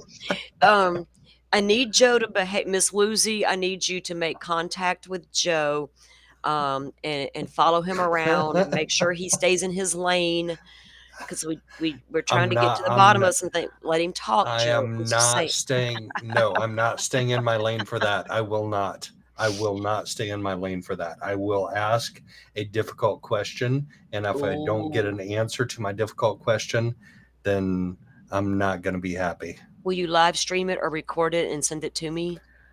They don't allow that, but maybe there's some like subterfuge that might be able to go on with like some low-key body cams worn in the pockets, maybe. Don't go in there with your Google glasses and get thrown out, Joe. Google glasses. Oh, that's so appropriate. It certainly is, and you know why. So we need to get you some Google glasses. You know, they're going to be like, sir, are those turned off? So they don't allow y'all to film or live stream from within the they won't, but you can from outside of the event. Like supposedly other content creators have like held a little live event outside of the actual events, and we'll probably do that. Like there are 3, 4, 5 other content creators. Megan is going to be there. So I think that Stacy Chapin will be there again. I feel like she was at Crime Con. Was it last year or the year before? May have been. She was sitting in Joseph Scott Morgan's presentation when he was talking about the Idaho 4 case, and she stood up and introduced herself. Oh, wow. Yeah. And isn't some of the Delphi families going to be there too?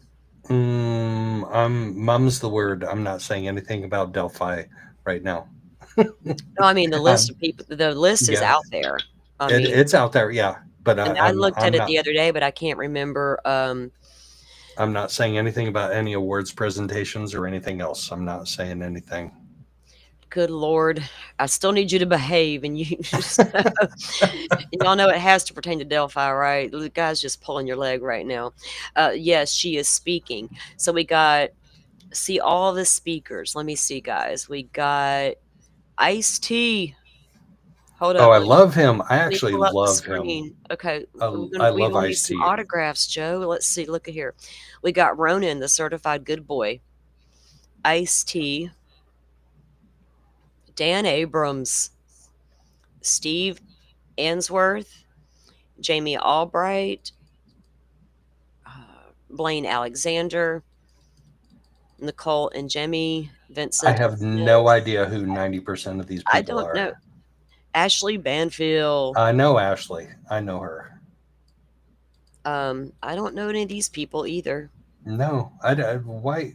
These are speakers, so They're Stacey not everyday Chapin. Joe Schmoes. They are not everyday Joe Schmoes. I'll tell you Marcia that. Clark, So, OJ fame, prosecutor in the OJ case. Yes, Mike Watkiss actually met her in Brentwood that day when they found the bodies. Here's a funny fact about the OJ trial. Marcia Clark, experts told her she came off as looking harsh and brash. She had very, very permed hair. It was very short. They softened her look for the trial. Shit you not. I was like floored when I started reading all that back in the day. So Marcia Clark's looks going to be younger there. than she ought to right now. Like she looks the same age she was during the trial. Yeah, them those experts helped her out. So then you got Stacey Chapin. So that's Ethan Chapin's mother. She'll be there as a speaker. Okay, so explain that to me though. You're the mother of a victim of a very famous true crime. Why are you going to a true crime con event? Because she's embraced the community of people who have supported her and the victims. Okay, I get it's that. It's not to exploit things. It's just to thank them and be a part of change. I think is Stacey's way to go with this. I get that. Part of her totally healing. Get that. Yeah. Look at the name of these guys, y'all. Detective Dan and Detective Dave. They are co-hosts from Small Town Dicks. I just read it. Excuse my language. I'm just saying. Joe, I've never heard of them. I'm curious now. Any guys, are you guys familiar with them? I'm not familiar, and I don't want to be familiar. Oh no, we don't want to be. Annie Elise and Nate Eaton. Now, Dolphin was on yesterday with us, and she went to an event in Atlanta night before last, and Annie Elise was there, and she had a nice time. Yeah, she enjoyed it. So Nate Eaton was there. Annie Elise, Brian. Nate Eaton was in Atlanta too. No, I meant crime. Oh, okay. He will be here. Sorry, okay. I did misspeak. Yeah, Nate Eaton will be there. He's right there beside Annie Elise on the pictures. Brian Enton, of course. Mike Fulton. Tara German, Delphi family. Maintain yourself. Julie Grant, downtown Julie Brown. Julie Brown, y'all remember her from MTV? So I always refer to Julie Grant as downtown Julie. Anyway, Miss Julie will be there. Nancy Grace, fired up Nancy Grace will be on hand. I don't know who these people are. We got a John Cruising of the FBI and Anne-Marie Green from 48 Hours.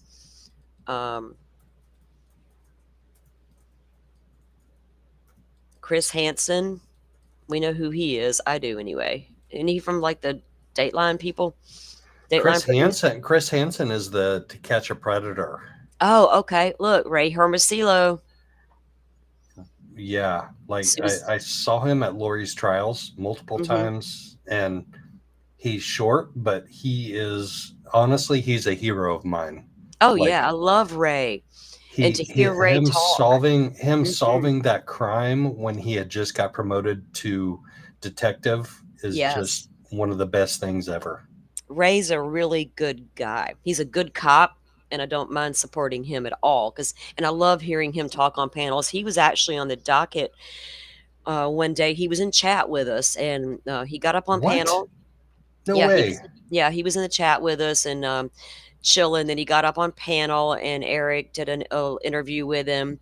I've seen him on Colby's channel a few times. I enjoy listening to Ray speak, so that should be a good thing. Susan Hendricks, of course, CNN. Oh God, no! Oh, don't scroll down. Do not scroll down. No. No, Got him right next to Paul Holes. We got questions my- for Paul Holes concerning the Look, Paul. There's your guy right there, Jerry Holman. He's right next to you. Detective of the Year? Are you fucking kidding me? All right, I busted it out. Are you fucking kidding me? Joe, he only cusses on my Detective. channel. He don't cuss on his. He's like, go to Salty. We can let it rip. All right. So Oh my Paul God. Holes is a retired cold case investigator.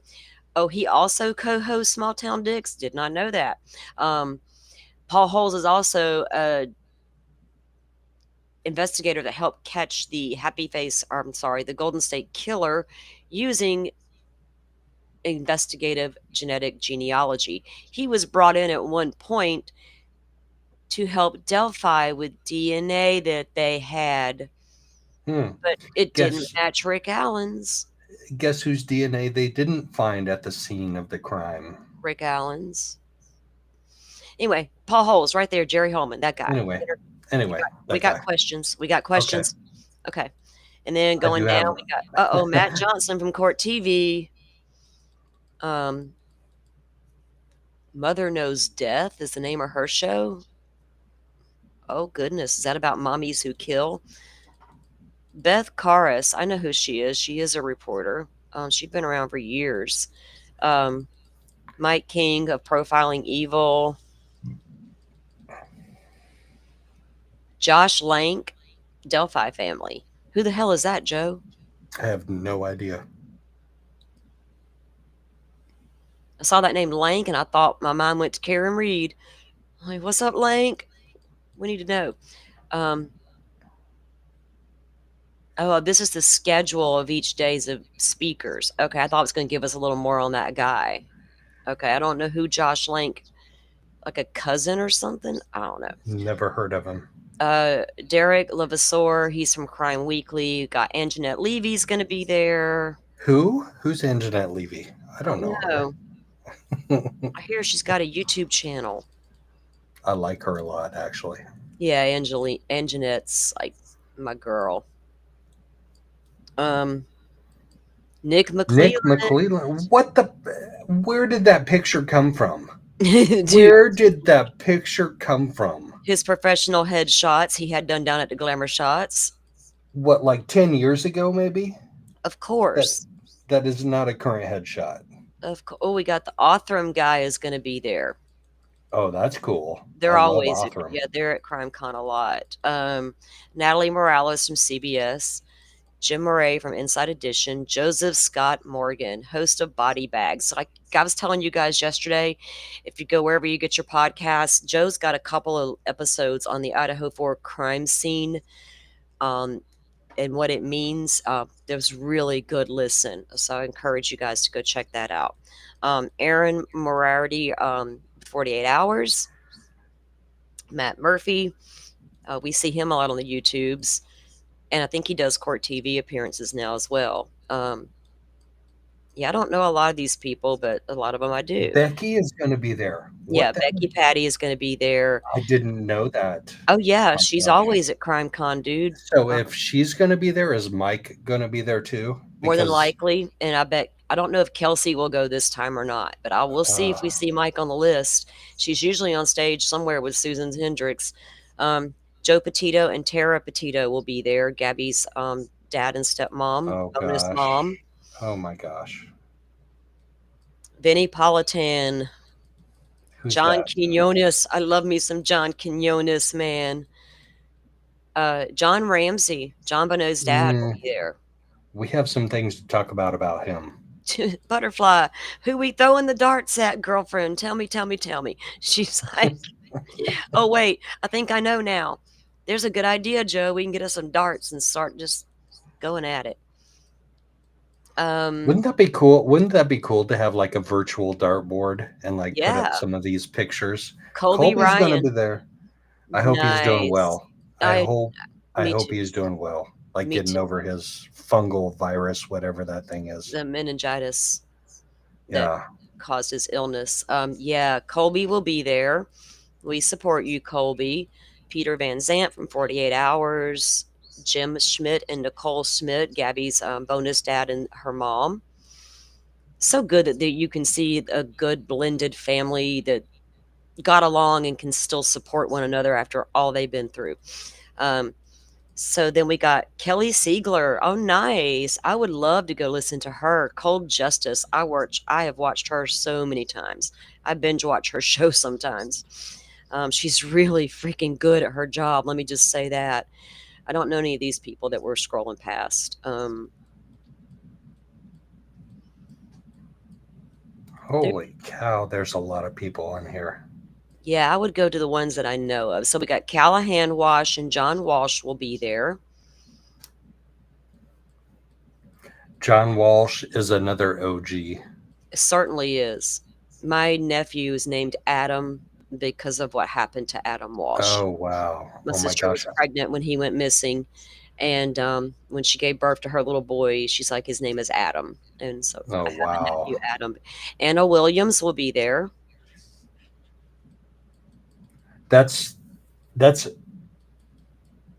Anna Williams. That's Abby's mom? Mm-hmm. Abby's mom. So that's it. I don't see Holy cow. Mike on the list, Joe. No. So guys, Abby's mom is going to be there. Holy cow. Okay, so overall, your impression after you like scroll through all of those people who are going to be there and are like listed as guests, how do they get listed as guests and how do people like go find them doing their thing? That's like, I have no idea how CrimeCon works. well, they probably reached out to a lot of the people and asked them to be a part of it, and then they agree. But once you're there, like that, so that whole list is right there online, and there was a schedule that tells you when they're going to be, each one holding their event and what time. CrimeCon's website. Oh, so they're going to go like up on stage somewhere and they're going to have like either Yeah, a panel it says, discussion or yeah, like an interview or something. Okay, yeah. okay. Because then when you click in on, let me see, I'll show you. Let's click in on Ice-T's thing here because he's the first one on the list. Okay, so it says Ice-T, and then if we click it, well, no, this gives you the gist of right here. See, his speaker sessions. You click on it, tells you where he's going to be. 7:30 on the 5th, he'll be separate ticket required, an evening with Ice-T behind the SVU badge with Chris Hansen, and then so it gives you their schedule. The 6th tells you, but I don't know about which stage or how any of that comes to play. Gotcha. If you click on it, each individual, it tells you this is a 4th annual CrimeCon Clue Awards banquet. That's on September 6th at 10 p.m. Welcome to the 4th annual CrimeCon hosted by Ice-T. Yeah, so you got to go to the website, Joe, and nose around. Oh no, Ms. Woozy says I need to have an app. I got to download one more app. There's an app for that, Joe. There's always an app for that, Joe. Jesus, get it together, sir. We need you to be on point. They'll send you off half-cocked. Woozy, he's probably going to be texting you, where do I go next? Which way was that? What time was that again? There's only one event that I'm like primarily interested in. Obviously, I want to go to multiple events, but there's only one event Joe, oh, Lord, that I want to be at. I know you're going to be at the one. That's the one I'm worried about, but you need to go see some other stuff too and give yourself some balance. There's a lot of good speakers there, so balance yourself. It's all about the energy balance, Joe, and I've been trying to teach you that. Have you followed through on my advice yet? I'm working on it. How far is that store from your house? Actually, like 5 minutes. Okay, so, sir, what are you waiting on? You just like having that bad mojo all around you? I don't know. No. Joe, get in the car in a minute and take that 5-minute drive and get what I told you to get. You can't get a ticket otherwise. You have to have one of the VIP passes to get to the Clue show. Yeah, you got to have, some of them require extra tickets and some I don't think do. But it's all laid right out there on the website. I believe they have like signs placed outside different rooms. I don't know. Firefly went to CrimeCon in Orlando 2 years ago, I think it was, that she went down there for that. I knew a few people who went down there for CrimeCon during when it was in Orlando. Oh no, don't give out your phone number on the YouTube streets, Miss Woozy. No, we're not asking you to do that. Oh no. Not at all. We don't need a bunch of weirdos hitting you up, Miss Woozy. We're not going to have that around here. What? Oh, hey, I'm sorry. Hey, Dolphin. I typed my hellos, but they didn't appear in chat. Oh, no.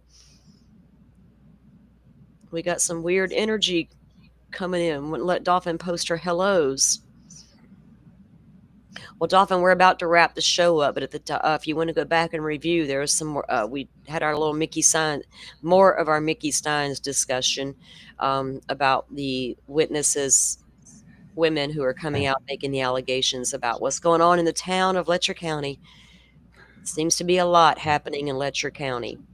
Oh shit! So here's another update on London Valdez. Yeah, dude, go ahead. I just emailed the Oklahoma State Medical Examiner's Office.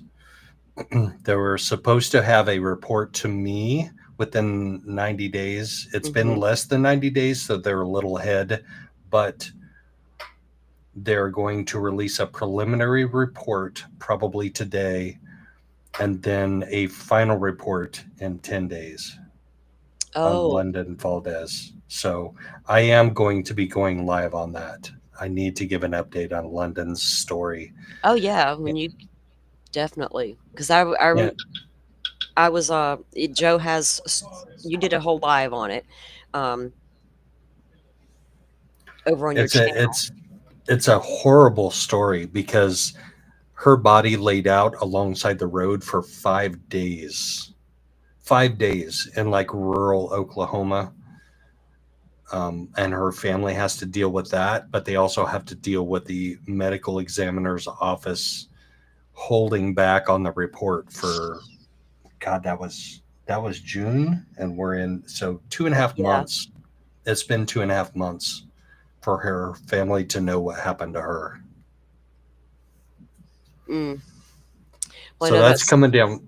That's coming down the pike. The preliminary report should be out today or Monday at the latest. And then 10 days after that will be the final medical examiner's report. And I will be going live on that specifically because it's an important case. You want to follow up. Yeah, it is an Yeah. important case. And you want to bring the follow-ups to the people who have already been familiar with the story that you presented it to. So the follow-ups are always good. And hopefully they can get to the bottom of what's going on there and what happened to her. And get her some justice because she deserves. How old was she? 16. 16-year-old girl. And she was last seen with 2 males who are adults, like 18 or 19 or 20 or 21. Were they ever listed as persons of interest or just spoke to by the police and nothing to see here? Exactly. Nothing to see here. And then they disappeared. They disappeared, like left town, or nobody can find them? No, they left town. Oh, boom. Hell. See why you need to keep eyes on your potential suspects? Goodness gracious. Well, hopefully they can get, I don't know if they can recover any evidence from her other than a cause of death maybe, but I don't know how that would help in the investigation if they just let only the last 2 to see her go. Without so say it's the least damaging or the least criminal type of act. Say she just went out and overdosed with him, like they went out and OD'd on fentanyl. They're still adult men with a juvenile young lady that they just rolled out onto the side of the road and left. But we don't know her cause of death yet because they haven't finalized the report. Right, exactly. It was like a drug overdose, or if she was shot, stabbed, or whatever. So I don't guess there was any evidence found there with her body. We don't know because we don't know what to. Yeah, we don't know what they have.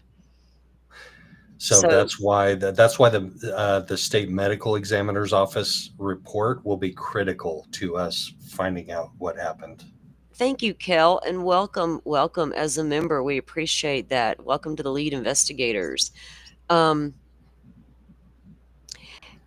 assuming there was like no DNA on her or anything like that left. We don't know. We know nothing because the local police agencies have not disclosed anything. And the very first reports that we're going to get out are from the state medical examiner's office. That's the very first reports. So I wonder if they took DNA samples or anything like that from the two guys that was last seen with her. Or I sure as hell hope so. Contacts. Yeah, because you never know what could be found with the body. I would love to look at some more of those investigations. Of course, if it's an ongoing investigation, we're not going to get a lot. But I would like to see something documented in that case for sure. We appreciate you covering it and bringing us the updates on that as it unfolds. It's a shame when kids are found like that and nobody knows what happened to them, or they just walk out the front door never to be seen again, like Sebastian Rogers. I mean, it's sad that some of these never found a resolution.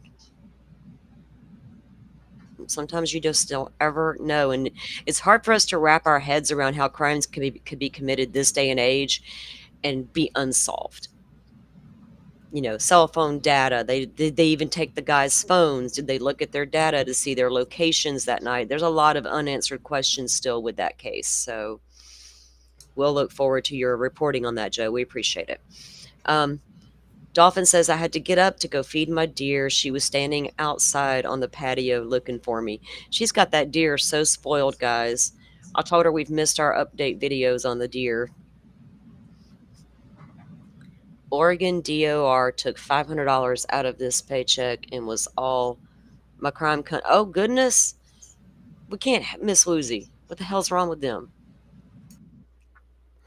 Well, thank you, Kel. We like that you like being here. We hope that we're creating that atmosphere here with our community where everybody enjoys being here and enjoys the chat. And my mods know what to do if people want to come in and get all sideways. Come in with your different opinions, but come in sideways. We're not having it, right? We're trying to have real conversations over here. So there's a lot being unpacked with these cases, guys. We went over those documents in the Idaho docket that dropped this, overnight or sometime yesterday. I'm not even sure when they came down. But just about the order on the judgments in the Koberger case. We'll have to try to look into see how much money the dude's going to make in prison to get that paid back. I just don't know about all that. But anyway, that's where we stand. And we are waiting on judge's decision on the hearing in Idaho yesterday. The judge hasn't made a decision on Mickey Stein's bail yet. So decisions are to be made everywhere, I guess. All right, guys, y'all know y'all won't see me on the weekend. It's going to be Joe's weekend. It's going to be all about the Joe Schmo. You will see me Sunday. At some point, I'll be on that little list of people that he's going to bring on panel. Oh, yeah, you're going to jump on and join. I'll behave. You promise? I know you're worried. You're probably worried about it a little bit. He's probably worried a little bit, but I think Salty behaves herself, man. You know I will. I can behave myself. My mama did raise a lady, but you got to know my mama. Sometimes we get fighting mad, and it is what it is. Okay. And I cuss like my pawpaw, so I blame him. He's a sailor. I get it honestly, but I'll be good, Joe. I'll stay and I'll keep it clean. Pinky swear. Pinky swear. I won't send you my pinky, but I'll send you a pinky swear. Okay. A virtual pinky swear. How's that, guys? They came down late last night, Dolphin. I figured you saw them. I checked this morning with my coffee. I was like, let me check the docket and see if anything's happened. And there they were. So I kind of just laid my phone down last night at some point and I watched goofy stuff on TV that didn't make no sense, and I fell asleep during it. I have to do that to unclutter my brain sometimes. I'm like, oh, true crime overload. Put this shit down. Step away slowly. All right. With that said, y'all know how we roll around here. Y'all be careful in them YouTube streets. Wear your cautions vest and look out for the red flags. They can be everywhere. Joe, we'll look forward to see what you got coming up this weekend, and we'll keep an eye on the channel and turn our notifications on. Sounds great. I'll see you in a minute. Yep, everybody have a great weekend, everybody, and I'll see you back here on Monday morning on this show. Until then, I'll catch you on Sunday over on Joe's channel. Y'all have a good one. Thank you all for watching this here video. Please like and subscribe and follow. Much love from Little Yas to each of you.